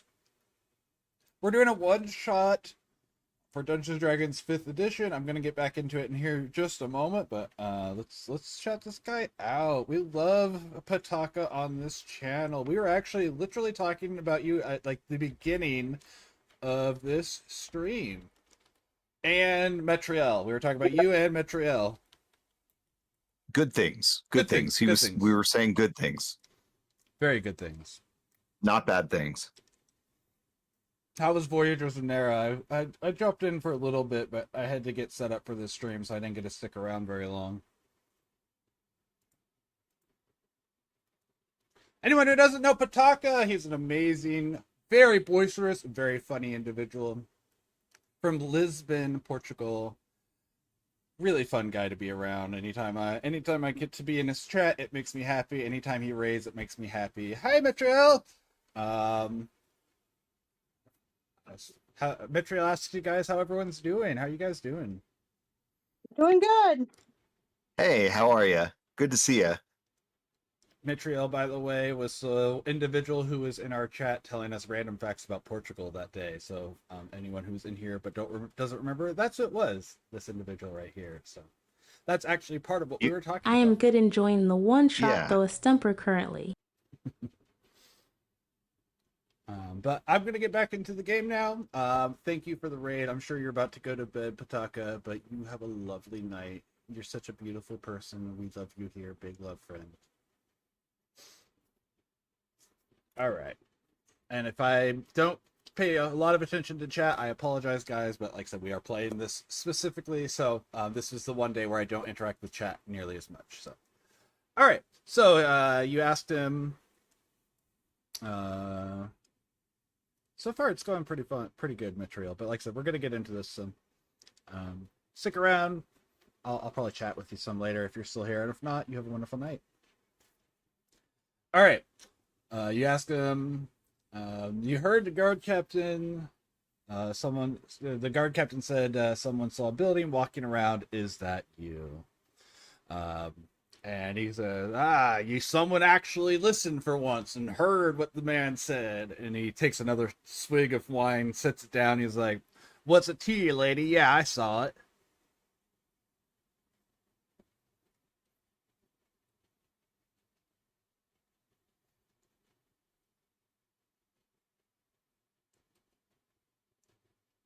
And for the people who are just joining, we have Take a Chill Phil, we have Redheaded Gamer, and we have Tigress. Tigress is playing with text-to-speech, so if there's any random gaps, it's while she's typing. Don't worry, we aren't just standing still doing nothing. Never cross anything out. Magic is a mysterious thing. So can you tell me everything you saw, which way it went and stuff? Yes, I can. I was sitting here drinking like I do every night. And I look over there, and he points to where the jailhouse should be. And they took in some ne'er-do-well, right? And they lock him up. And as the guards walk away, there was a sound. I don't know how to describe the sound. It was like a dog growling. And then then the jailhouse, it stood up, right? Like, not like with feet though, like, right? It's like the middle section lifted itself off the ground and treated the corners like feet, like a dog or something. And then it went that way, and he points off towards where one of the sewer entrances happens to be. He says, it went off that way, and all I heard was screaming from it, but it wasn't very loud and hard to hear over the growling. I don't think if I was outside, I would have heard none of it. And he takes another swig, like picks up his wine, takes another swig. I ain't never gonna forget that day.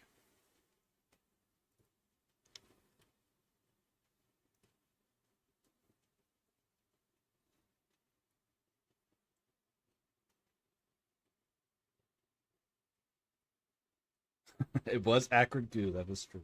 Okay, thanks for the info. I give him a few pieces of jerky for the info. Well, guys, I am afraid. We're off to the sewers. He says, thanks, lady, and he just immediately, like, all the jerky right into his mouth and is just chewing it now.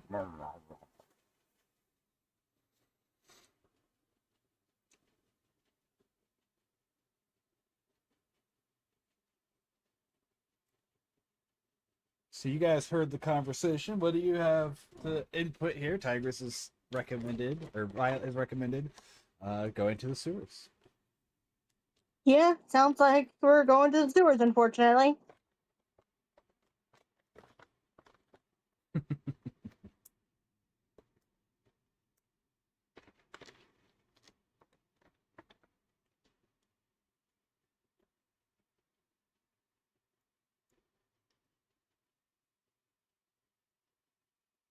I walk off to where the building supposedly went and check the sewer entrance for any scrapping marks. All right. When you approach it, you definitely can tell that this location would not be big enough for a full building to fit inside, but you can also not see any indications of something scraping its way inside. It looks as clean and immaculate as everything else, where everything looks like it was supposed to be that way, and not any sort of obvious markings or anything.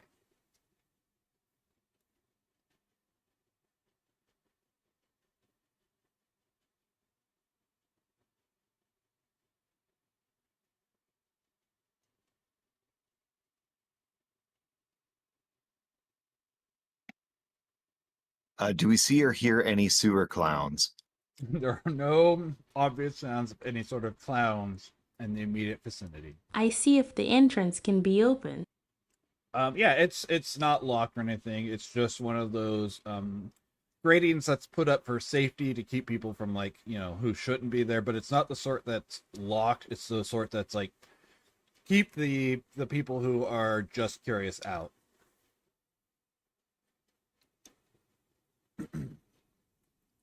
I'm gonna go ahead and cast light on the censer that I'm holding, and light the incense Mm-hmm. because I know we're just about to go in. Mm-hmm. I open it and cover my nose with a cloth and head in. For sure. I will say, it is surprisingly clean smelling. There's a slight scent of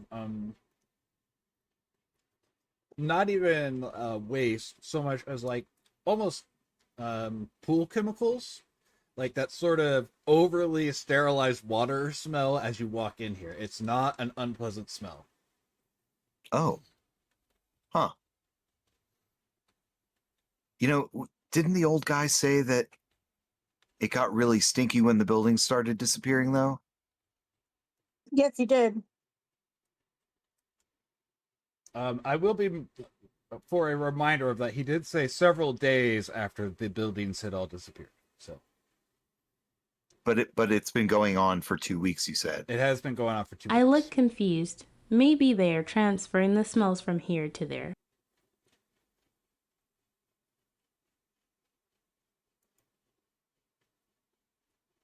I mean, I guess we're not going to find out more until we kind of explore this place, huh? Mm.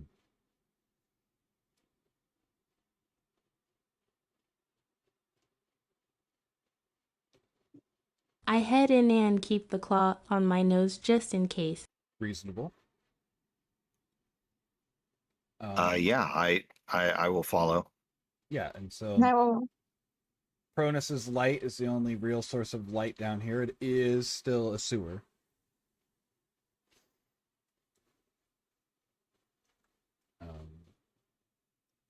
And I will say that would be a very interesting scent combination. You have this incense used for like cleansing, so it's like sage and some of Myrrh the and frankincense. yeah. I Mixing it with cast pool dancing chemicals. lights to provide more light. Yeah, absolutely. So little fairy lights or whatever you want to say, orbs of light float around you guys, casting more light. And with this, you can see it's a pretty traditional hemispherical sewer with walkways on either side. You can see that the water in the center that runs through seems very clean, almost too clean for a sewer. It does have a slight mist that comes up off of it, and again, it's giving off that slightly too clean chemically or odor as it lifts. As we're I in detect kind of magic the water. Okay, oh, what are you gonna say, Pronus? I was going to say, like, as we are in kind of like an enclosed, I imagine like tubular or at least, underground space. Mhm. I would like to kind of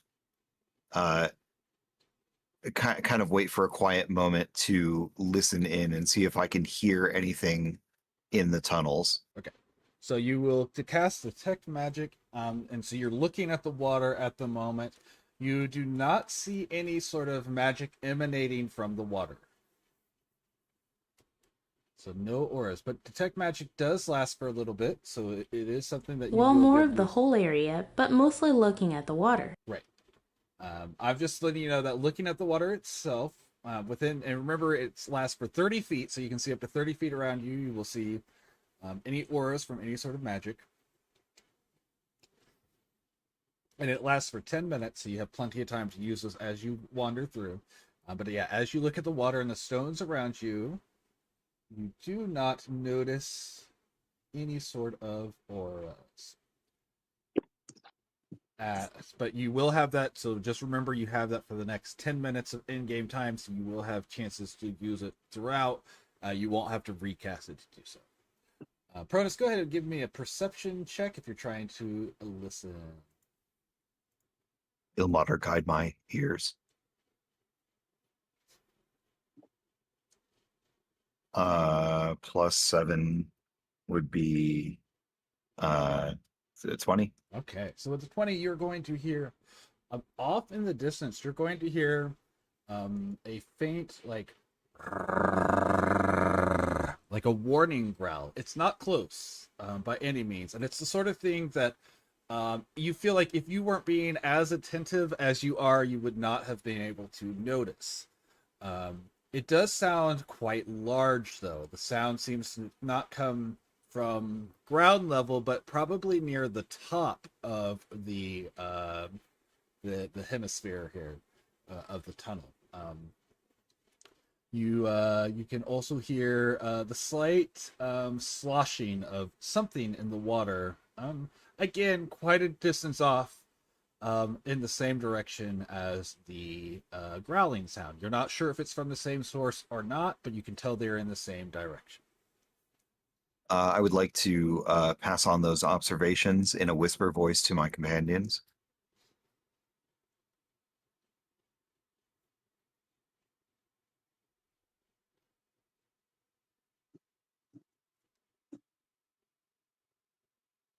As I have stronger hearing, I will make a roll to see if I can hear more or identify it. Okay. And since you are listening for a specific sound because you were told about it, you do have advantage. So roll 2d20 and take the higher. All right, so 15 plus.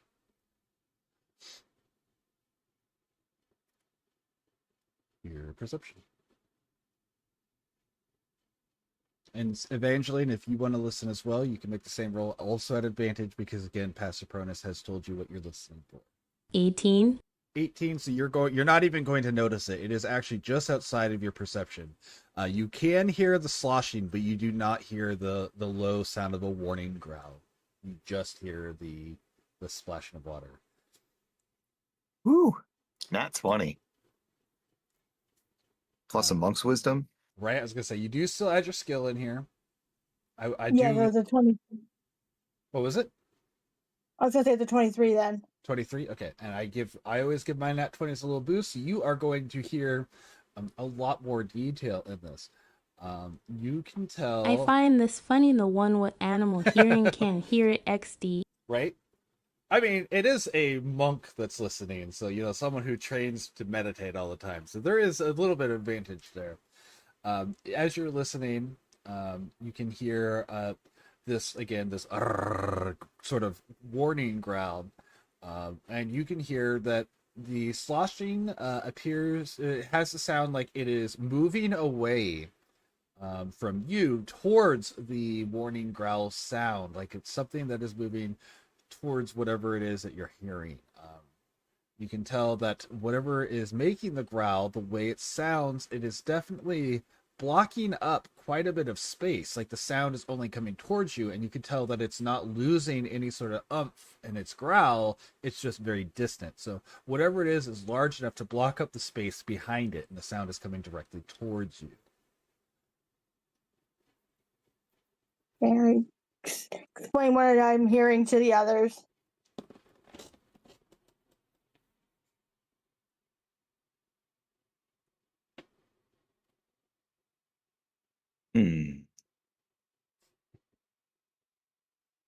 I'm going to dim my light somewhat and suggest maybe we go observe whatever is going on.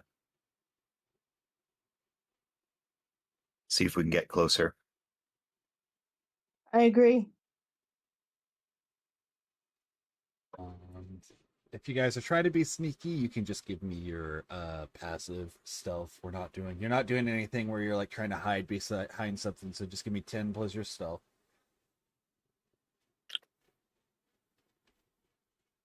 13. 11. My passive stealth is a thick, fat, juicy 9. Okay. I mean, that this is all not the worst. None of those are to the point where an average person that's just hanging around is going to hear you. Let me see. What is your passive perception? Okay. All right. So as you guys are sneaking in and getting closer, and you have dimmed your light. Are you putting out any of your fairy lights, Violet, or are you leaving them behind so the light's behind you, or what? How are you going to process those?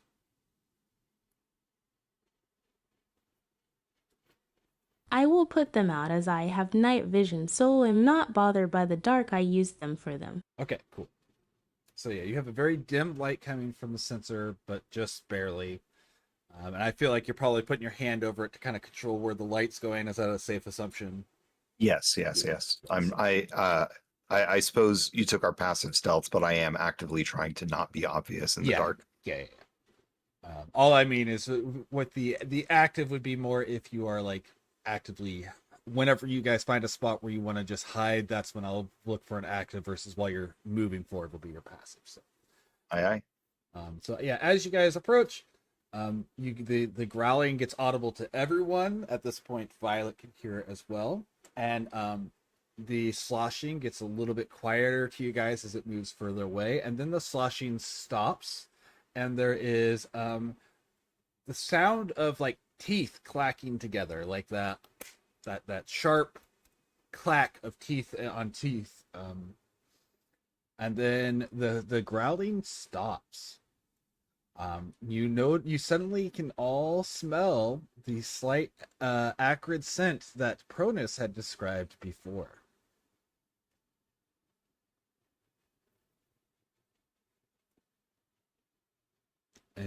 Would you like to press on, or is there any sort of changes when all of this occurs? And you can still tell it's a good distance. It's at least another 100 feet or 100 yards down, so 300 feet or so down the tunnel from you. Well, we got to find out what's making this this stink goop. Yeah, gotta press on. Okay. Do I see anything magical down there? Not yet. I will say for sure, not yet. I'm not 100% sure what you'll see when you get closer, but you do not from 300 yards out or 300 feet out. You do not.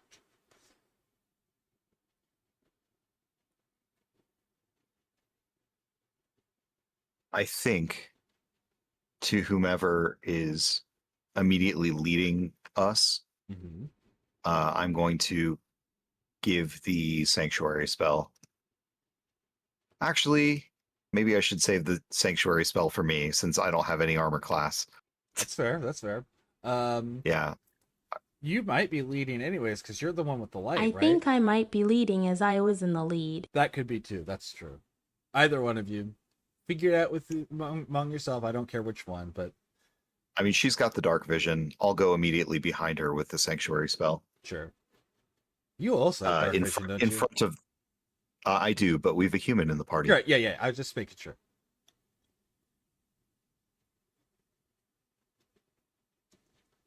So you're like right behind her, then Yeah, shielding the that's light fine. back. Perfect. Perfect. Perfect. I keep looking for corridors to the left or right, listening slowly going forward. There are small. I don't know if corridors is the right word. You can tell that this is where things drain into. This would be the primary service tunnel here. But this is like a real one. It's not like what you see in video games where there's a whole bunch of different offshoots. Most of the drains that come into this are just really small tubes that would come from different places and drain into this location. So it's not a huge network. There is a couple throughout, but for the most part, it's all just small little pipes. So you don't have to worry about that. You can keep your eye out, don't get me wrong, but that's what you'll see is just pipes that run into it and trickle in to the center. What's the word I'm looking for? I keep looking forward for magic then from anywhere and looking for what's scrolling. Yep. All right. And how far is your dark vision? Is dark vision just 30 feet? And then, I forget. I think it's 60 foot. Maybe, okay. I get 3rd and 5th edition screwed up where, 3rd has a million different options, 60 foot for dark vision. Yeah, okay, cool. Dark vision, 60 feet. Dim light equals bright. Darkness equals dim light. Perfect. All right. So once you guys, I'm going to go ahead and make it clear that once you guys get to the point of you're about 60 feet out from where this sound had come from, the sound will resume again. And you will hear 60 feet out from you a growling. However, what you see is a solid wall. You could guess based on the size of this town, there should not be a wall here, though. But there is a solid stone wall in front of you, and the growling is coming from that direction. Give me 1 second. For you, there is Sanctuary is not the spell that I thought it was. I said I casted it. Never mind. I take a rock on the ground and chuck it at the wall. Okay, go ahead. It's a wall. I'm not going to make you. Go ahead and roll a d4 for damage, because you're chucking at the wall. You're going to hit it.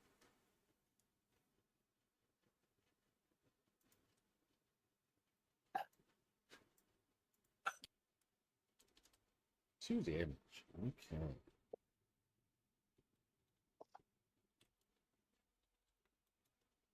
Wood to damage. I am MVP at the moment. I suppose that is technically the truth. All right, so the wall, the stone hits the wall, and it has a meaty thud as it strikes it. Not quite what you would expect from what looks like a stone wall. Not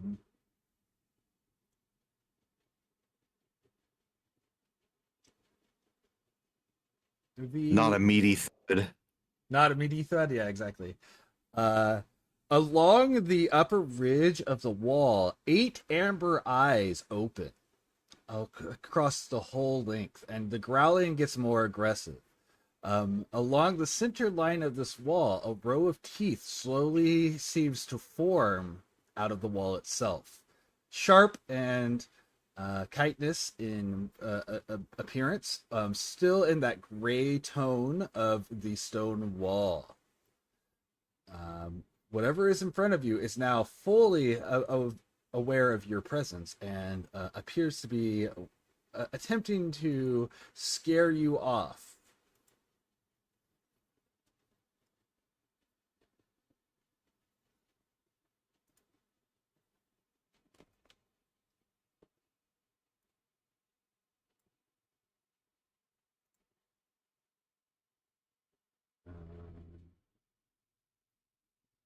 So yeah, that's what you see in front of you, and it is actively growling at you through these pointy gray teeth and glaring at you with these amber eyes. You guys will still have a moment to try to act before it attacks. So you can tell it's agitated, but not quite aggressive yet. More trying to scare you off.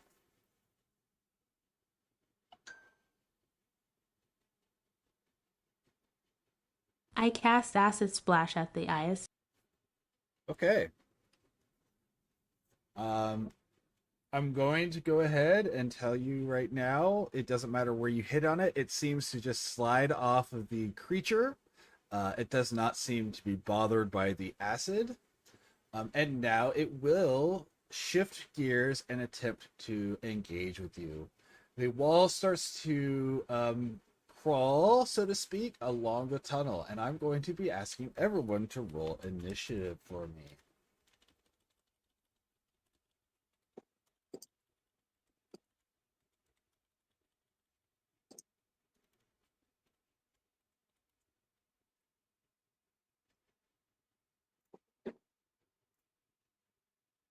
Okay, what's bonus? -2.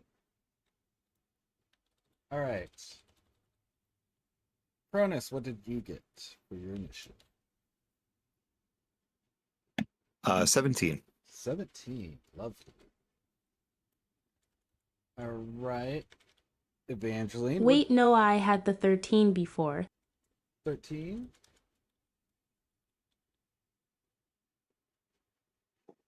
That is fine. I don't mind using. I rolled thinking I didn't do it. Okay, that's fine. And then Evangeline, what was yours? Mine's a 5. Say that again. 5. 5. Okay. Alrighty.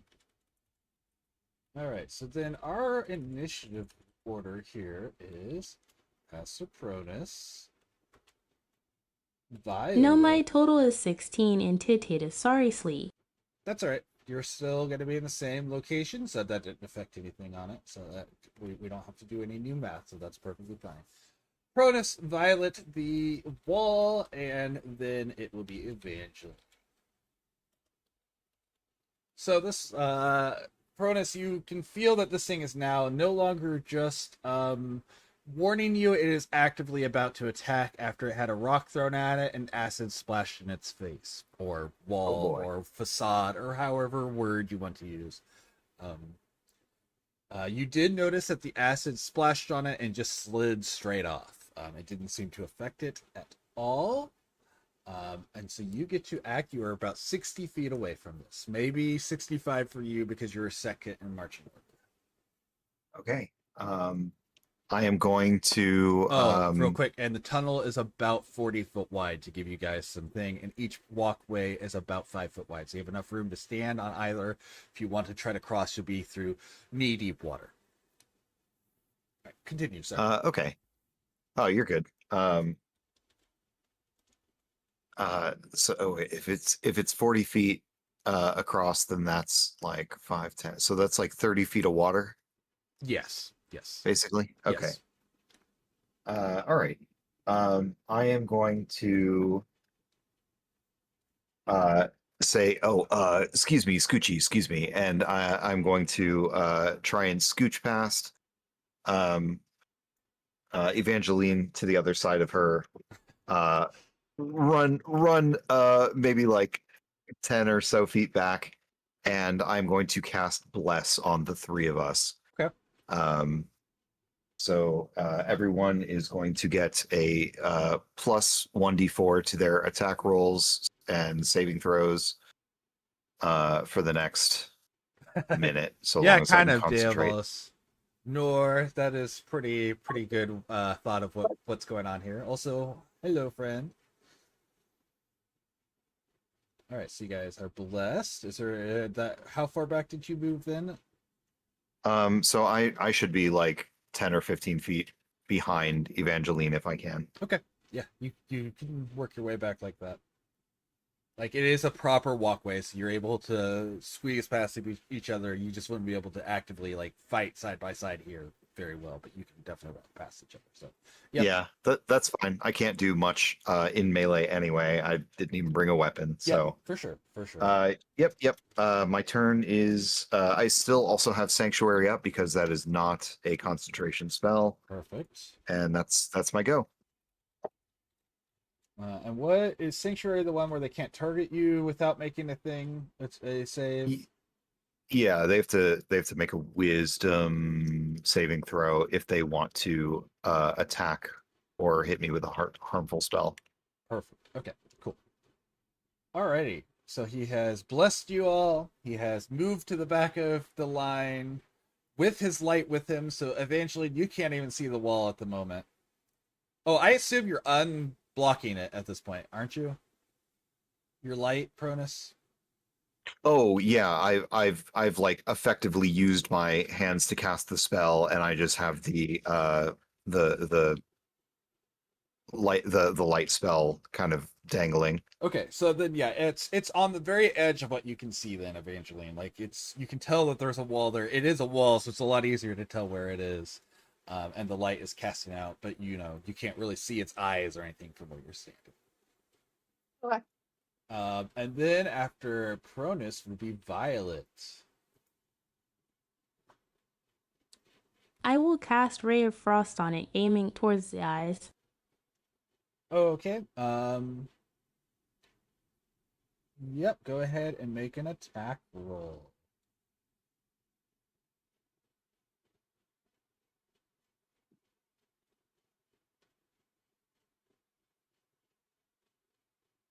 We need the D20 attack roll to see if you hit it.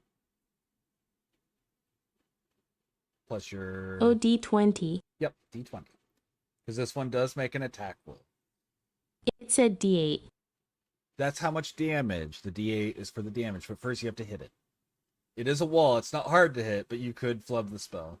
Yeah, that'll be enough to hit it with your modifier. So go ahead, and then you'll do your D8. Is the D4 on damage, or is it only on the attack for your blessing? It's just on the attack, right? It's on the attack roll and the or saving throw. Yeah. Okay, cool. All right, so you'll be able to hit damage. it, and then roll the D8 for damage. 6 damage. Okay, so it'll take 6 damage, and its movement speed is halved. I think it's reduced by 10. Oh, is that it? I thought it was halved for some reason, but it may be just reduced by 10. I'll let you know. It's halved. Either way, it is halved. Nice. That is a good The a D&D clutch thing said spell. on a hit, it takes 10 1d8 cold damage, and its speed is reduced by 10 feet until the start of your next turn. Perfect. So it is moving 10 feet slower or half of its move speed because of the fact that it's a wall.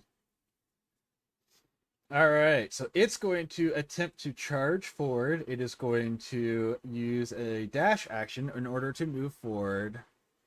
Yes, that is true. That is true. I did say that, Phil. It is going to move 20 feet. Oh, did you want to move? Sorry, let me not cut off your turn. Did you want to move, Violet?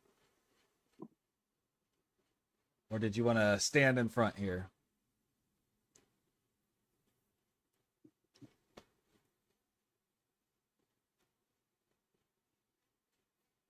Yeah, I am gonna move behind the monk as the monk a frontline fighter. That's reasonable. All right. And then it's going to move forward 20 feet, giving Evangeline about a 45-foot gap between it and itself. 50-foot 10 gap. feet, you mean? Oh, 10 feet. No, it's dashing. It's dashing. So it's moving twice. So that's why it's moving 20. It's running, essentially. You would be correct. Its move speed is down to 10, but it is using its full action to move twice.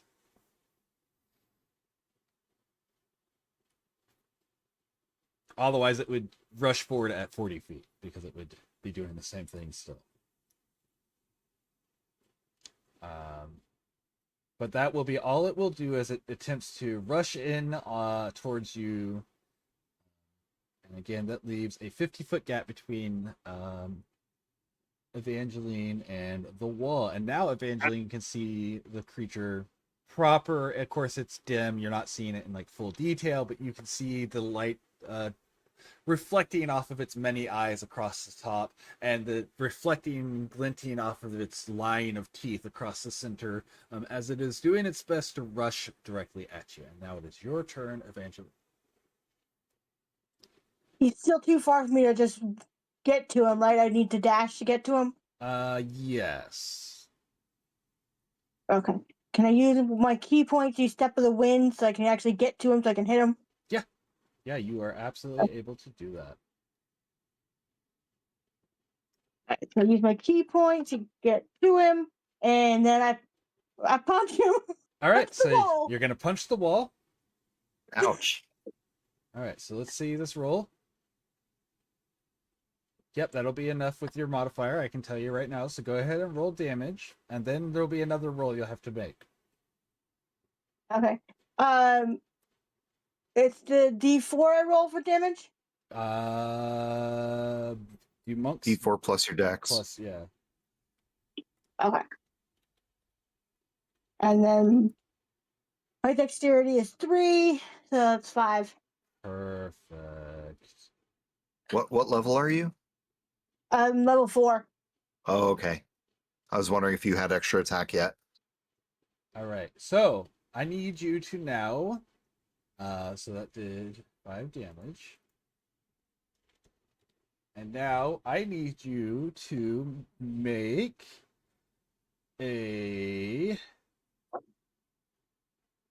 either a strength or an acrobatics check to avoid being stuck to the creature that your fist struck. You can feel the adhesive goo that you had seen before is now trying to stick to your fist as you strike the creature in front of you. Okay, so I'm going to do a strength check. Is that doing a roll 20? Yep, roll a d20 and add your strength. Okay, so that is 21. Perfect. So you're able to punch it and pull your hand back, and there's just like you can see that like spittle line between you and the fist for a moment that peels away as you pull your fist back. And you were not adhered to the creature, but you are now aware, you specifically are aware that touching it would lead to this sort of thing.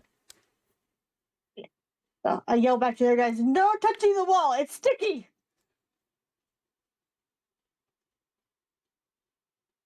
Not the goo. Nor says, oh, I know what this thing is. I bet you do, Nor. I bet Phil knows what this thing is at this point, too. I don't know what you're talking about. I wonder how long Phil has known what this thing is. Maybe whenever Phil, he yes. found... Promise, no. Right, exactly. Phil, yes, promise, no. I wonder if Phil had an idea from the moment he found the sticky goo. We don't ask about what Phil thinks of sticky goo. All right. So that you have punched it, you have rushed up to it. Is there anything else you would like to do? I don't know if you have any sort of bonus actions, or if your step of the wind takes a bonus action. So I don't know if you have anything else that you can do. No, I'm done with everything I can do. Okay. Well then, go ahead back to the top of the order, and we are back to Pronus. I would like to cast Guiding Bolt on the wall. Level 1 Guiding Bolt. That is going to be a +7 to hit, and with my bless, that is going to be Yep, quite a lot. that will hit. The guiding bolt does 1d8 radiant damage. Okay. That's going to be 3 radiant damage, and it's going to give advantage on the next attack roll on the creature. Okay. And I'm going to shuffle my little dwarven body another 15 feet back. Perfect. So that's going to put you, let's see, he was 55 feet away from you, so you're 80 feet back at this point. Actually, I would like to skirt back without carrying my like I'm going to set the sensor down Okay. such that like the radius of light it can help the human while I'm not retreating. You know what I mean? Yeah, absolutely. I'm sure if Evangeline needs the light, she can just pick the thing up herself, but I'm going to leave it on the ground. Perfect. No spoilers, Nor.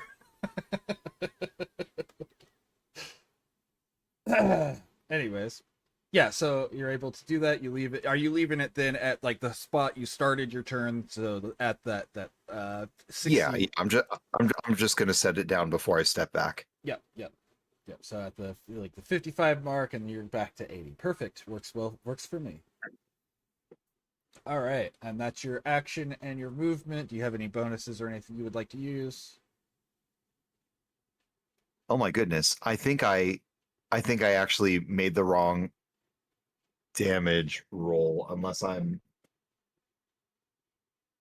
Yeah, I made the wrong damage roll. It was supposed to be 4d6, but I think we can keep the damage just cuz that was my mistake. I read go the ahead. wrong No, go ahead. block on my sheet. I don't mind we can take it back.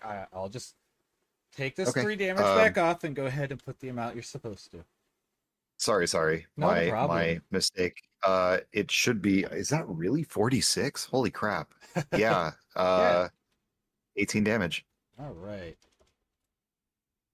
Yeah, so the bolt again, it strikes it. It's kind of radiating this divine energy that lets you all kind of have a better feel for how to strike it. It definitely kind of like flinches a little from it, but it doesn't seem too bothered by the damage as of yet. All right. Anyways, did you have any bonuses or anything, or are you good at that point? I think I'm good. All right. I'm just I'm going to be kind of panicking and stepping back, being like, "Oh, this sticky wall." Ooh. For sure. Nor, by the way, I'm not mad at you. I just because the part of the reason I'm doing this one shot in general is I'm trying to get new players in to learn, and like Tigress is still learning the game, so she's not as cued in, and I don't know if Red knows what we're dealing with at the moment specifically. Not a clue. I have a vague idea of what it might be, but the wall is tripping me up. So yeah, that's I don't, you don't need to apologize per se. I just want to let you know why I'm asking for no more spoilers on it, because some of these people are still learning. But yeah, so that's all. All right. So then no actions, we're good. You're at 80 feet away. And so then it is Violet's turn, who is currently, she had stepped behind, so she is at approximately 55 feet back from the wall.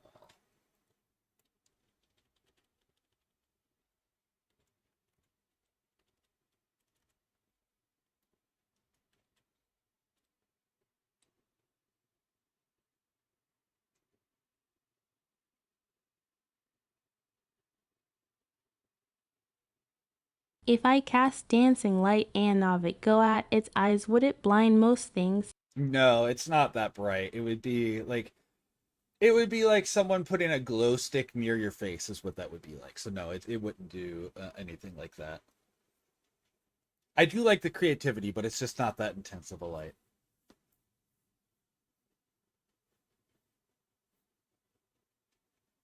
There is a spell for like a bright light like shining brightly enough to blind a creature, things like the daylight spell. But and what's the one that uses a already existing light? Is it like fireworks or something? Color spray, but I am not in range.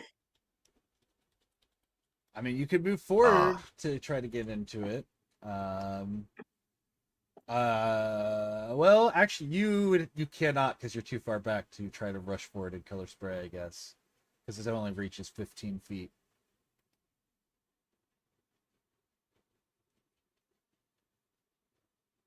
Can I cast a cantrip and wait here?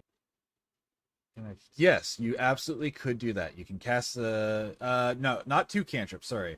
You can cast a cantrip and wait here, unless you have an ability to quicken it from. You are a sorcerer. If you have sorcerer points, Quicken spell. you can quicken spell a cantrip. Yes, so you could do that. Yes, with your sorcery abilities, I think you have enough levels to have sorcerer's font, which gives you sorcery points to spend, and you can quicken your spell. So if you want to do that, you can do it that way. Yes.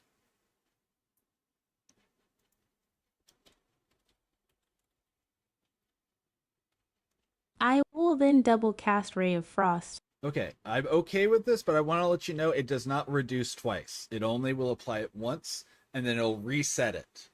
I just don't want you to do it if you think you're going to reduce its movement speed to 0. It will reduce it to 10 still.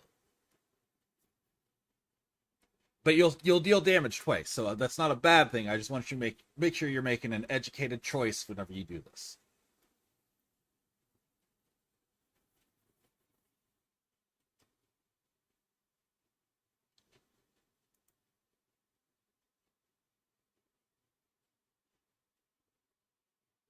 No Ray of Frost is my best, but I don't got many offensive stuff. Perfect. That's perfect. I'm okay with it. Yeah, both of those will hit. Go ahead and roll damage on each of them for a total of 11. Alrighty. So, yeah, it's once again, you can see the ice kind of frost around it and it moves a little bit slower. That's all right, Cat. Thank you for the lurk. We appreciate you here. And you said you want to stay where you are. So you have used your bonus action, your action, and you're not moving. So that will be the end of your turn. This wall that is now face to face with Evangeline is going to attempt to strike her. It will open its mouth. I think it only attacks once. I don't think it multi-attacks. Let me double check. I don't think so. No, okay, it does not. The other version of it does. All right. You are right on top of it, so it will attempt to bite you. It is going to attempt to bite. Oh, actually, it probably misses. Evangeline, does a 13 hit you? No, it does not. So this thing chomps at you. The whole width of the wall opens up like a mouth, and it like stretches out from the wall as it attempts to bite you. But you kind of lean back and avoid it, and maybe like do a little half hop, and you avoid the bite. You can definitely tell that this creature would have done quite a bit if it had been able to bite you by the sound of its teeth chomping together. But that's all it does. It can't push itself past you. So it's actually going to just stay right here. And it's like swelling. Oh, no, it will attempt to move 5 feet forward. Okay, so it's going to attempt to move 5 feet forward. And I need you to make an acrobatics or strength check to not become stuck to it as it tries to push its body against you, not to damage you, but to physically stick you to its body. I'll do a strength check. Okay. And that is a 17. 17. You're able to, once again, like it touches you, but you just ram your hands into its body as hard as you can and push it away, and you're able to push yourself back. It has pushed you 5 foot back in the process, so you are now you're 5 foot from it, but you are closer to your allies. And that's all it's able to do. So it is going to be your turn now, as this creature has kind of tried to shove itself into you. It is now your go. I'm not sure what to do because everything I'm going to do is going to get me stuck to it.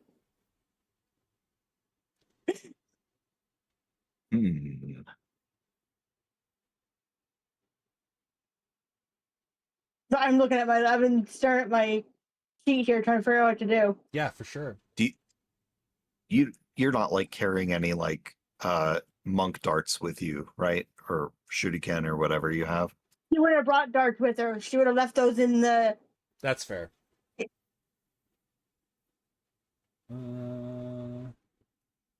Let's see. What key options do you have? Play the meat shield, keep it distracted is best options while Violet whittles it down. I have a completely other idea, but it's not my turn. Oh,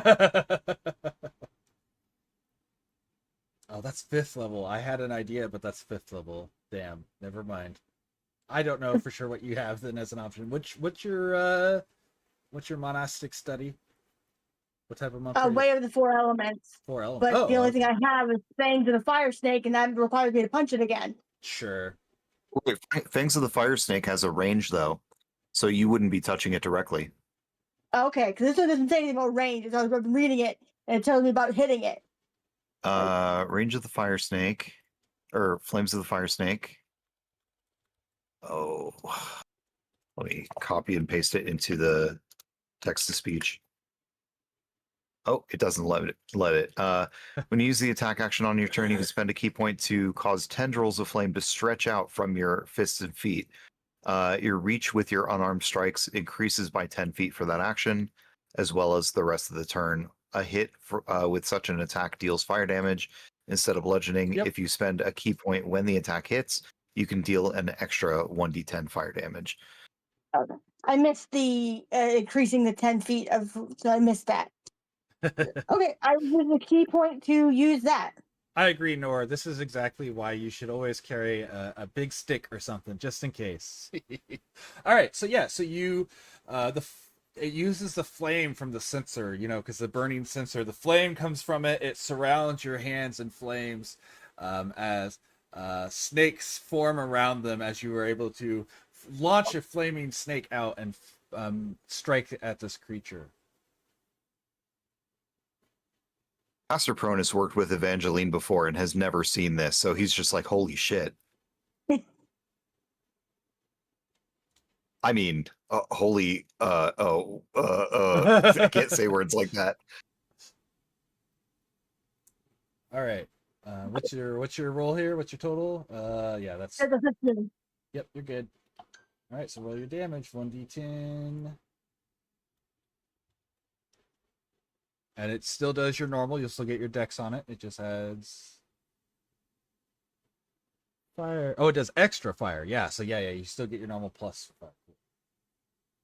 Oh, that's a big one, in theory.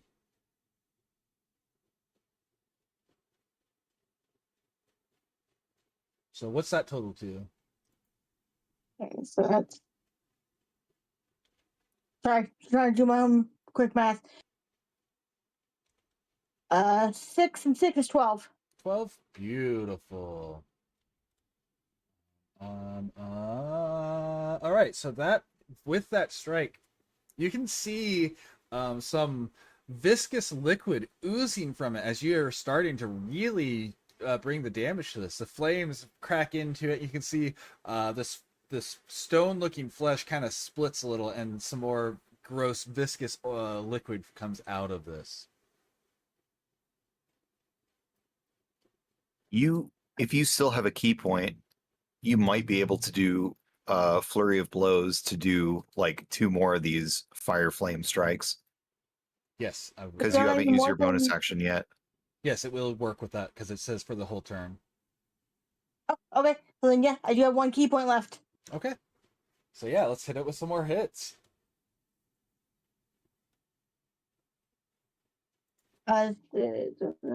200 strikes. So I'm pretty sure the 3 is going to miss, but I can tell you without a doubt the 18 will hit. okay. And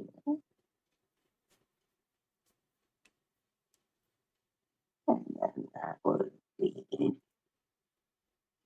11. 11? Beautiful. So yeah, you guys, it's definitely seeming to not be as well, it doesn't look, it's losing the full premise of a wall as you're starting to see bits of fleshiness as this thing is starting to hurt, but it does seem to be acting a little bit more aggressive through the pain, like it really wants to come after you. Can I tell if the fire or ice doing more damage? And isn't it gonna cause more problems cause we froze it then rapidly heated it up, causing it to be brittle? If it was, if it was actual stone, I would absolutely agree. But because it is actually flesh, your most flesh is pretty good at adapting to that pretty quickly. Um, and not this version, I will say the damage is the same. But the upgraded version, the answer there would have been a difference between hot and cold, which is the fun part. So Oh, you just cut out. There would have been what? a difference between hot and cold. So this version, they're equal damages, so you don't have to worry about it. The hot and the cold do the same amount of damage.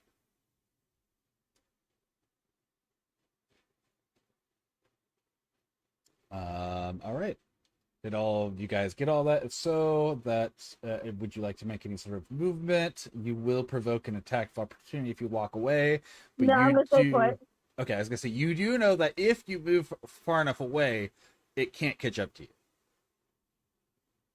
Yeah, but trying to block it from the other guys.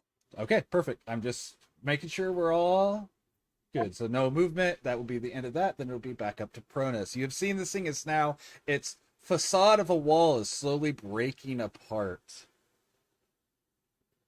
All right. I'm going to do the old tried and true. Cast another divine, guiding bolt. Yeah. That is D20 plus bless, plus my spell attack modifier. Yeah. Oh yeah, that's gonna hit again. Yep. 46. It's 16 damage plus advantage to whoever attacks it next. Nice. All right. Yeah, more of this facade is breaking in. You're starting to see the gooey inside of this creature. It's got like a pink fleshy inside. Part of it is I was hoping it was caramel. some of its teeth are starting to break away, and you can see like the inside of its mouth is like purple. It's just not looking very, very healthy. All right, thank you for the lurk. If I Nora. cast acid spray, will this hit Evangeline? I will be aiming at the exposed part. You could aim The first time you tried acid spray, it didn't work, right? Correct. I was gonna say you could angle it away from Evangeline. The thing is big enough, but you do remember your last acid splash did nothing to it.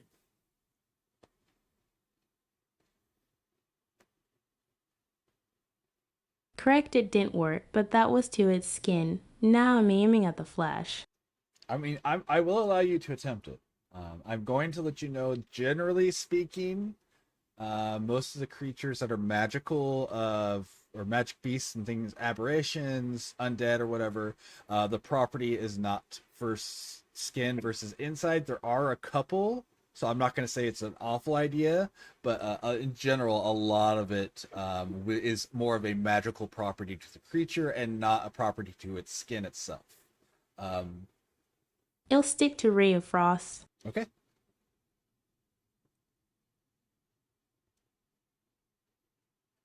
Yep, that'll be enough. Let's see some damage.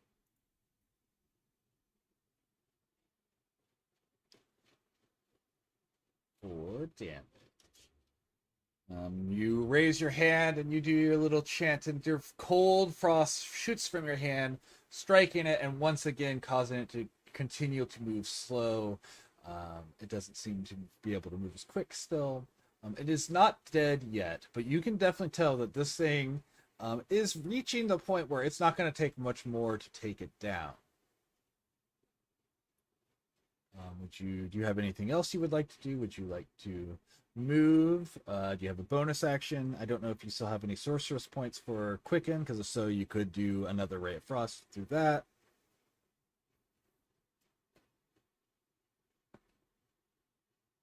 I know Quicken costs 2 points. I am not sure if I do since I'm only LVL4. And you have like as many sorcerer points as your sorcerer level.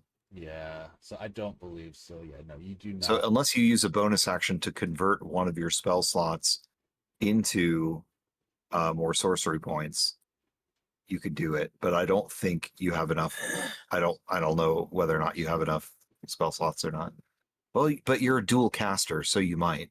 Right. Yeah. Either way, you're not going to be able to do both at the moment. You would be able to convert one into sorcery points for the following turn. So I would say probably aren't going to be able to do that. I only used one of my spell slots, so I got quite a few. Sure.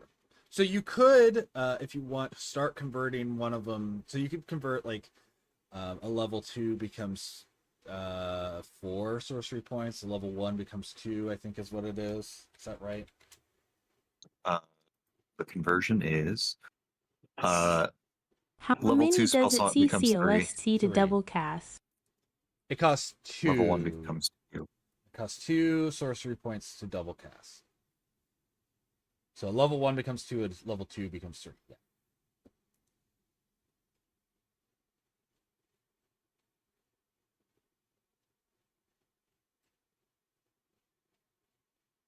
I will convert LVL to then.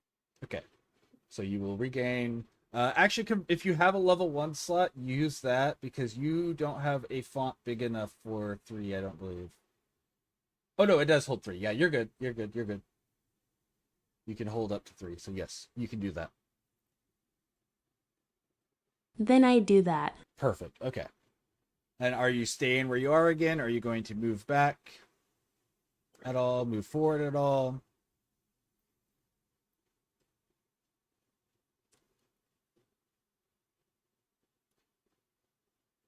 Move back a bit so Evangeline has space to retreat if she needs. Beautiful. Perfect. Understandable. Alrighty.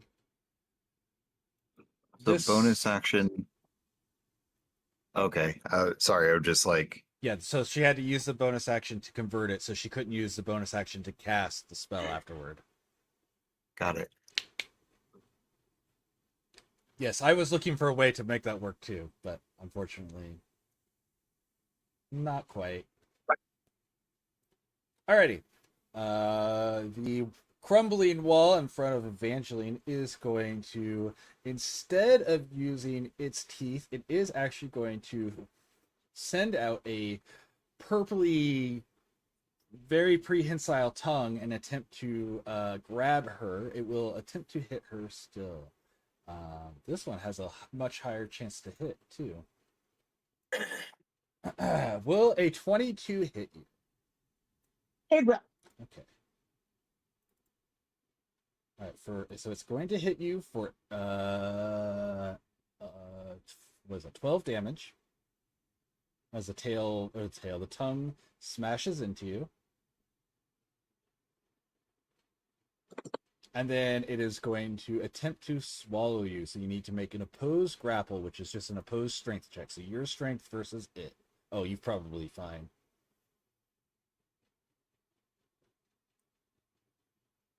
Yeah, that's 21. Yep. All right. You're able to resist it. So it lashed out with its tongue. It started to wrap around you. It did a little bit of damage, but you're able to just like toss the tongue off of you. And with the stickiness, you're just She-Ra out here showing off your muscles. So yeah, no problems. Nice. You're doing very good as a frontliner. All right, and it will once again attempt to rush forward at you. So 5 feet movement towards you, trying to push you back and trying to stick its body to you. So once again, strength or acrobatics to keep it from sticking to you. Strength. Yep. Oh, no. That's a 6. Okay, so you are now stuck to its body, which means you have no movement. You are considered grappled, which means you, being a monk, are still able to punch it though.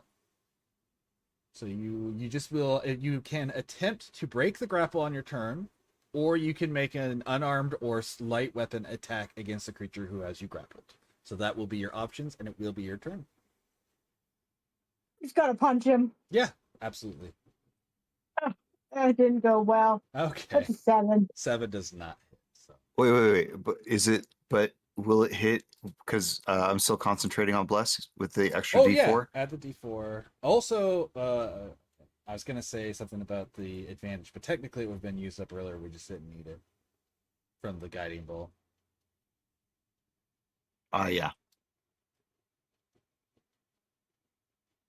Oh, actually, even before the D4, roll another 20. You have advantage because you're making you are making an unarmed attack in a grapple. You have advantage on this attack. Okay. All right. So you added D. What was your total before we even bother with the D4? What was it? 7. 7. Okay. You won't have enough quite. So you're just like stuck on it, and you're like, and unable to pry yourself free enough to actually strike it, unfortunately. But again, it doesn't look like it's long for the world. Cronus, you see your friend is now stuck to the wall that is, violently scrambling around. All right. I'm going to continue using my spell slots and use one more guiding bolt. Hell yeah. There's a non-zero chance that this will be enough to kill it. That's plus 7 is 19. That'll hit. And then 1, 2, 3, 4, Oh. 13 and advantage for the next hit. Okay. Well, it is holding on just. In fact, it's all of its eyes are glaring at you at this point. It kind of is not even noticing Evangeline, who's now stuck. It's probably going to attempt its best to get to you. Okay. There's no way you're not worried about it getting to you for another several. You could easily outrun it for a bit. But you still have a bonus action or an action or a movement available. Yeah, I'm just going to I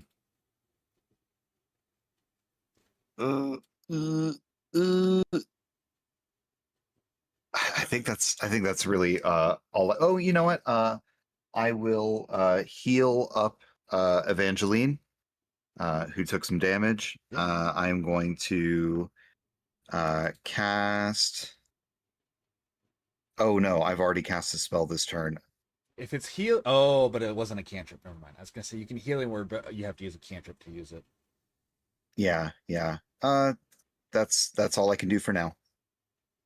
Yep. I'll back up like 10 feet more. Cool. Violet, this thing looks like you can probably take it down pretty easily. With 2 Ray of Frost and back up 10 feet and bonus Ray of Frost if it's still alive. Perfect. Your first Ray of Frost has advantage. So roll another d20 and see if it's better. Okay. So yeah, you will hit. So go ahead and roll damage on the first one. It is in theory possible. There it is. That's enough to put it down.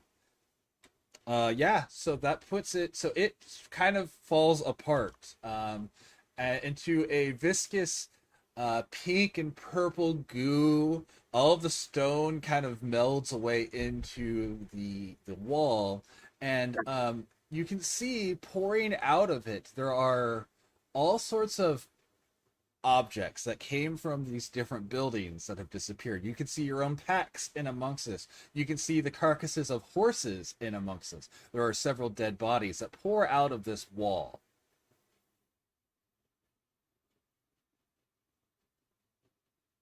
Yeesh. I'm going to to over and get my stuff. Yeah, absolutely. Yeah, I'm going to go over and heal Evangeline using a level 2 slot. It'll probably put her back up to full. It'll be I'll cure wounds for 1d8 plus 4 because life cleric. Hell yeah. Is 8 and 8 is 16. Yep, maybe up to full.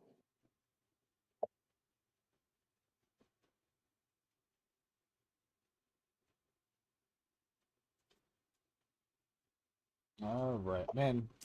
I was really hoping someone was going to get eaten by that thing, because then you get to do all the fun stuff. I cast Detect Magic and see if there anything magical in Oh the yes. remains. Your magic is still active, by the way. I don't think it's been longer than 10 minutes. So yeah, you are able to see throughout here. There are several magical items throughout. First off, any magical items that would be in your guys' possession will be inside of this.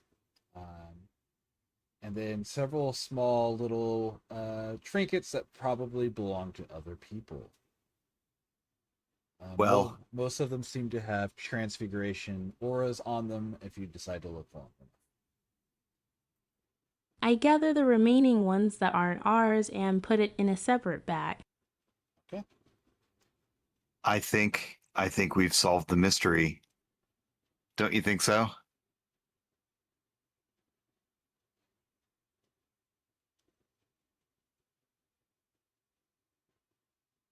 Am I right in Yes, thinking that but there's I a got no gelatinous clue cube? what we just killed.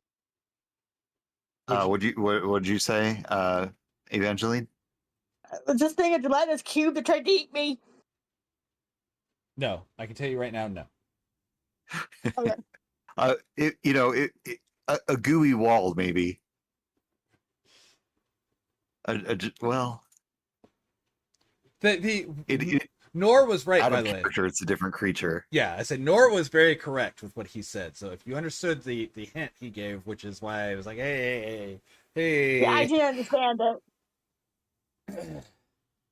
I didn't get the reference, but I do know what's going on out of character. Pastor Pronus kind of clears his throat and says, all right, so obviously this wall has been coming out at night and spitting acidy goop on all the buildings, causing them to quickly dissolve and disappear, is my theory. That's gotta be it. That sounds plausible. I think we've and it's all of the people and things that have just come out on the ground, it's just been like slurping up as they've been trying to escape. That's got to be right.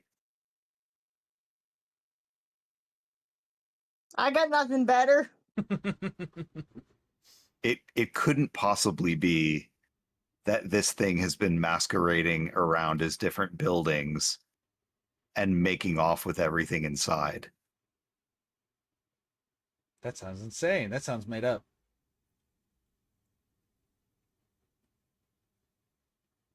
And that way it masqueraded as a wall down here. I don't know.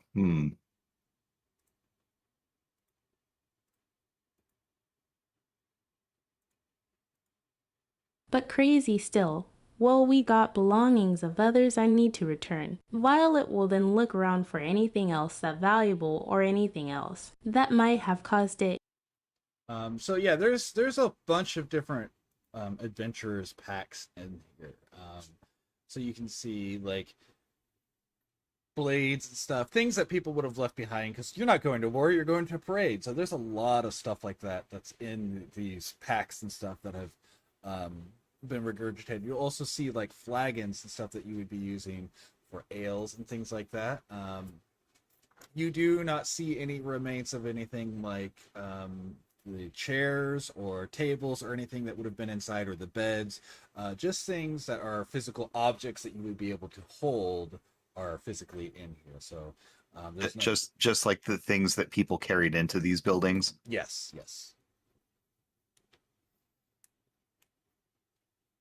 So there's like manacles from the jailhouse, but no remains of like the jail wall, the jail cells, or anything like that.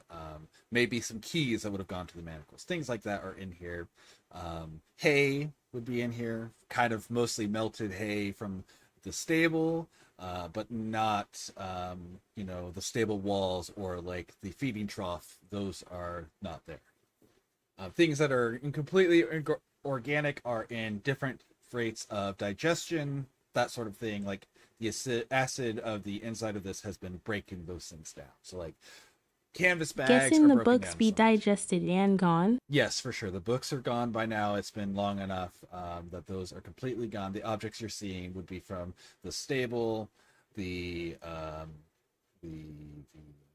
tavern, and anything metal that would have been from the other one. So you might find like I said, like the manacles, or you might find like some of the pin nubs from the library, but not the full pin. Like the quill itself would be gone.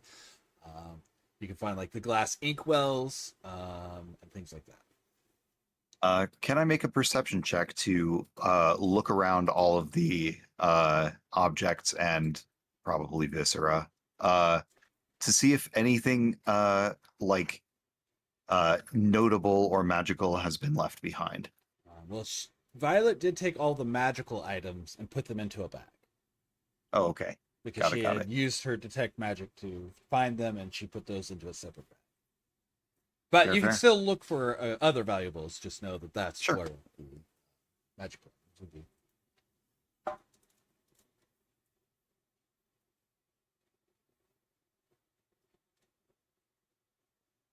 I will also look for other high value items to bring back. Nope. Cronus, you find you do find a dog collar, and you're just something about it makes you think that this dog collar really, really matters. I put it in my pocket. And Violet, you were able to find some nice looking, like I said, the tankards and the silverware that you would find in the tavern. They look like they'd be of pretty good value. They're probably made out of silver and not just steel, so they have a different material to them. What's up, Red? Oh, Nothing. I just yawned. Sorry. Oh, okay, you're good. I just saw you light up, so well, I think there are going to be a lot of people looking for some of these I start heading belongings. back. Yeah. all right. As you guys make it back through, and it's not hard to get through, you make it back to the entrance, and from outside, you can hear more warning growls like you had heard when you were inside of this sewer. A lot of them. Oh boy.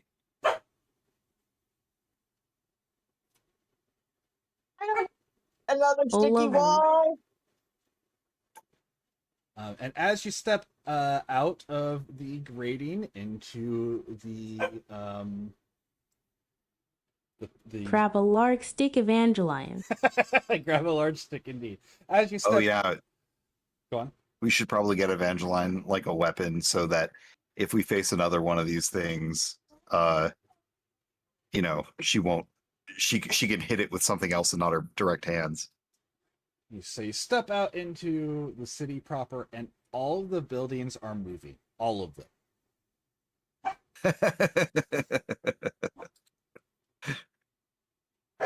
And people are running in fear. Leaving town quickly. The buildings all seem to be heading towards the sewer towards the direction you guys are currently at. What, Maverick? Please calm down. How many buildings would you say? I would say at many. least 60 buildings for the whole town.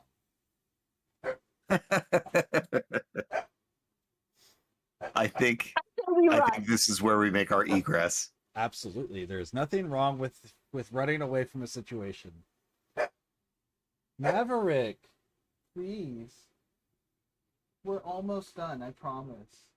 Can you lay down? Can you lay down, please? Thank you.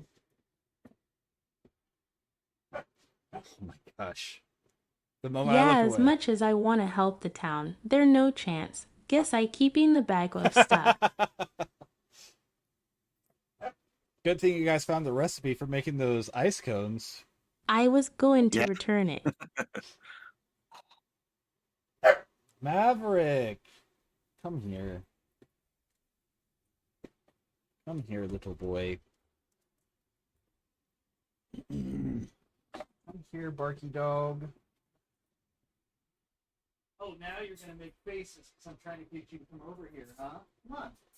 I ran off with Pronus and Evangeline.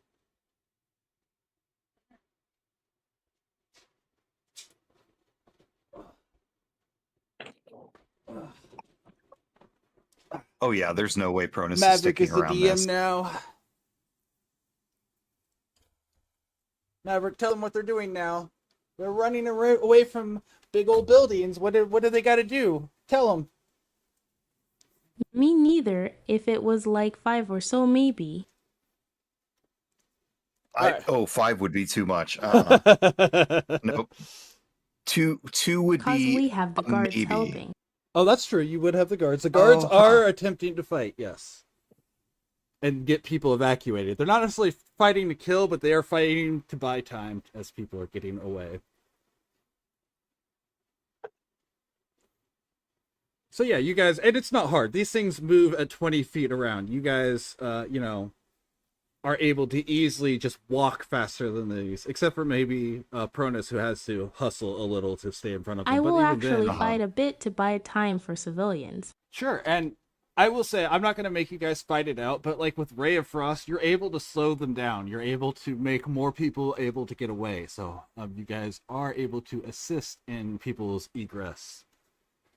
I could maybe cheese them by like running just a little bit ahead of them each round, and with Spirit Guardians going. Sure. But oh, I mean, in character, I'm outie. I will say most of these guys are about the same size as the one you did fight, but some of them are bigger. Some of them are, the town hall or the church, which are way bigger buildings. So, who knows? Oh, we Just were gonna cast have Ray a- of Frost then. When mostly escape, we leave. Yep. What were you going to say, Pronus?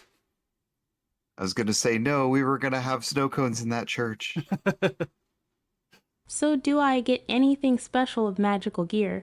So all the objects that were in there that were magical were small, transforming little toys for that people had bought to give to their kids.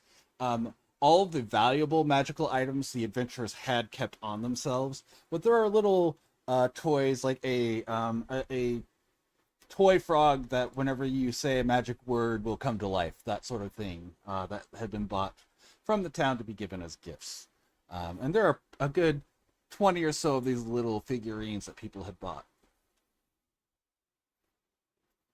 So to drop the veil, Yes, The- drop the veil. the building was the building that the tavern that we stayed in transformed itself in, like, walked away, transformed into a wall and like inside of the sewer, like it shrunk to some other form or something, got into the sewer and turned into the wall, blending in with the sewer, right? Yes, it was hiding away, trying to digest its food. Was it Okay. a mimic? It was, in fact, a mimic. Ding ding ding. But more importantly, every building in the town was a mimic, and they would swap places as they digested the things that they took away from them. Importantly, I was thinking it was a mimic, but wasn't sure. yeah, and Frieren gets stuck I didn't in. know they could be that big. Yeah, so mimics technically in some of the extended stuff, they can go all the way up to gargantuan or colossal. I don't remember which one's the bigger of the two, but they can go up to the biggest size category. They're not common, but what this is based on an old Reddit idea that a bunch of people put together of what if a town of mimics existed that was copacetic with the people who live there, because they can eat off the ne'er-do-wells, but unfortunately everyone who's an adventurer shows up when a ne'er-do-well went into the tavern or was trying to mess with the horses, because the festival brought in, or the celebration brought in people who, not everyone who shows up is a good person.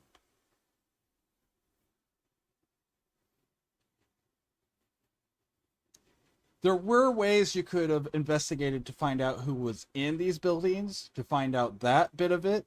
And then if you had ways to somehow communicate with monsters, you might have been able to find a peaceful solution. But most times this adventure, I've run this, it always ends like this.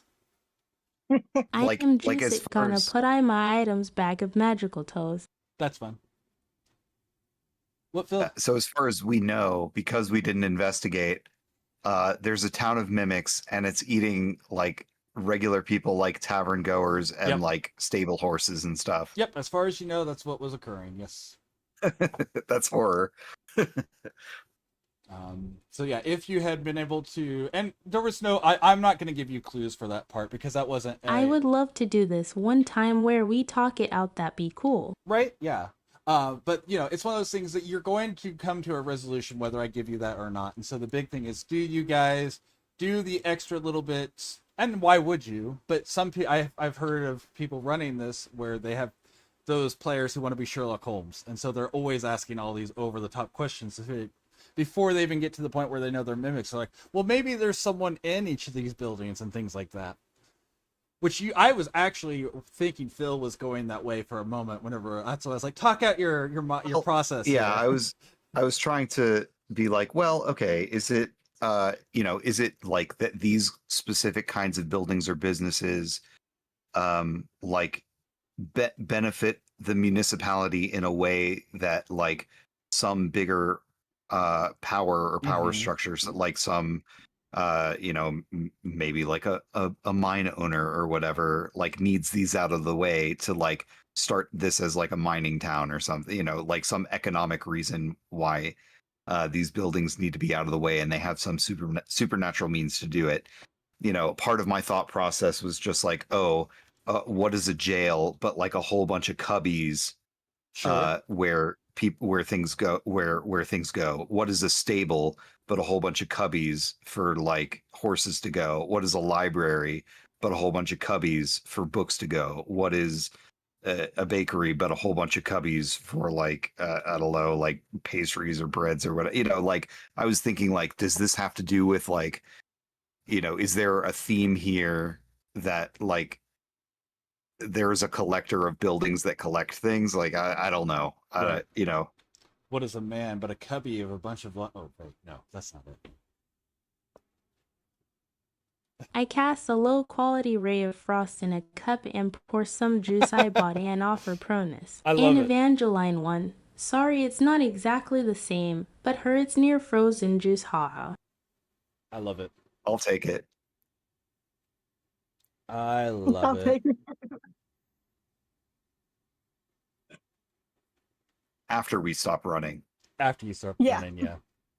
Slowly We need a jogging. cold drink after all that. Slowly jogging away. Why is this ray of frost drink making me feel so sluggish? I just meant because you're being chased so slowly. You're just like, oh no. Yeah, of course after we get away I do it, ha ha ha ha. So yeah.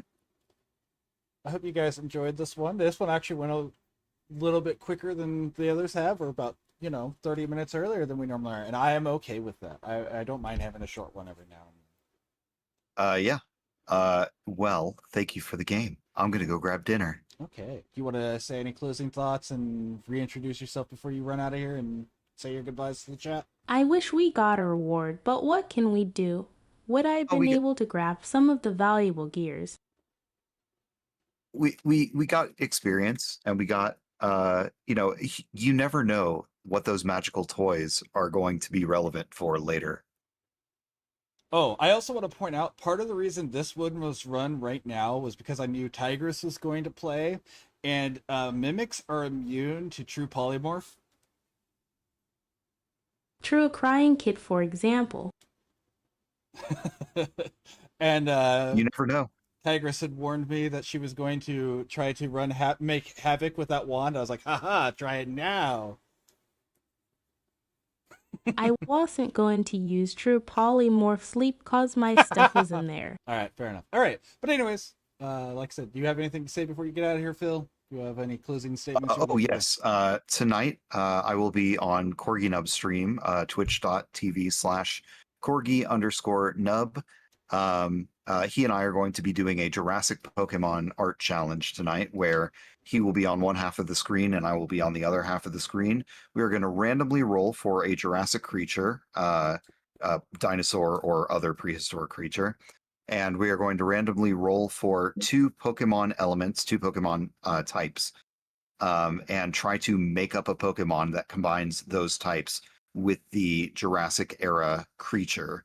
We'll each do 3 of them and see what we come up with. Maybe doing like an illustration, like we'll do up a really nice picture, maybe with like an environment scene for one of them at the end.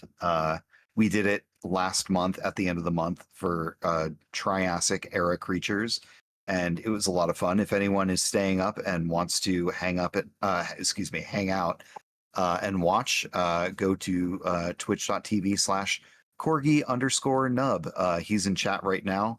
And I you'll did see the him shout there. out, so if you want to just click that link, you can find it there. Perfect. That's my piece. Cool. And It'll be at 11 p.m. 11 p.m. Yeah. Mountain Standard Time. Mountain, yeah. So if you're in my time zone, it'll be at midnight. And that, with that, I also want to say last time they had a lot of chat participation where we were giving them ideas for like moves and stuff. So yeah, it's very That was very interactive. helpful. Yeah. So, alrighty, you go get yourself some dinner, Phil. Eli will need to watch that. I going to go get a Chucky's Punch when we close out of this stream. And no, since this was the first time we D&D read, it was honor and pleasure to D&D with you for the first time, and was always a pleasure to D&D with you, Phil. Perfect. Thank you. It's always a fun time with y'all. Big love to I you had a guys. blast. You have anything you want to say, Red? No, I'm good. All right. Alrighty.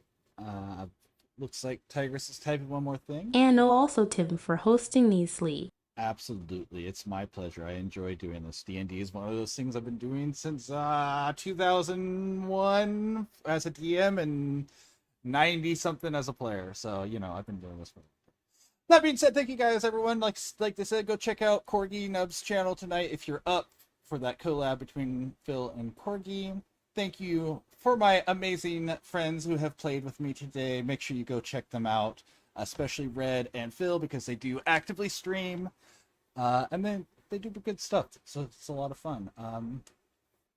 I don't have a whole lot more to add. Tomorrow, as my day off, I'll be spending time with my wife. And then we'll be back on Tuesday to play some Expedition 33. Who knows, maybe I'll get bored tomorrow evening and have a late night stream where I do something, but probably not. I've been at Sleeps in the Day. Thank you guys for spending your time with us tonight. Again, we only get so many hours, you guys, just to spend it with us, so don't ever forget that. Big love, everyone. I'm not even going to bother with a raid, so big love, everyone. Bye. Bye. Come on, outro.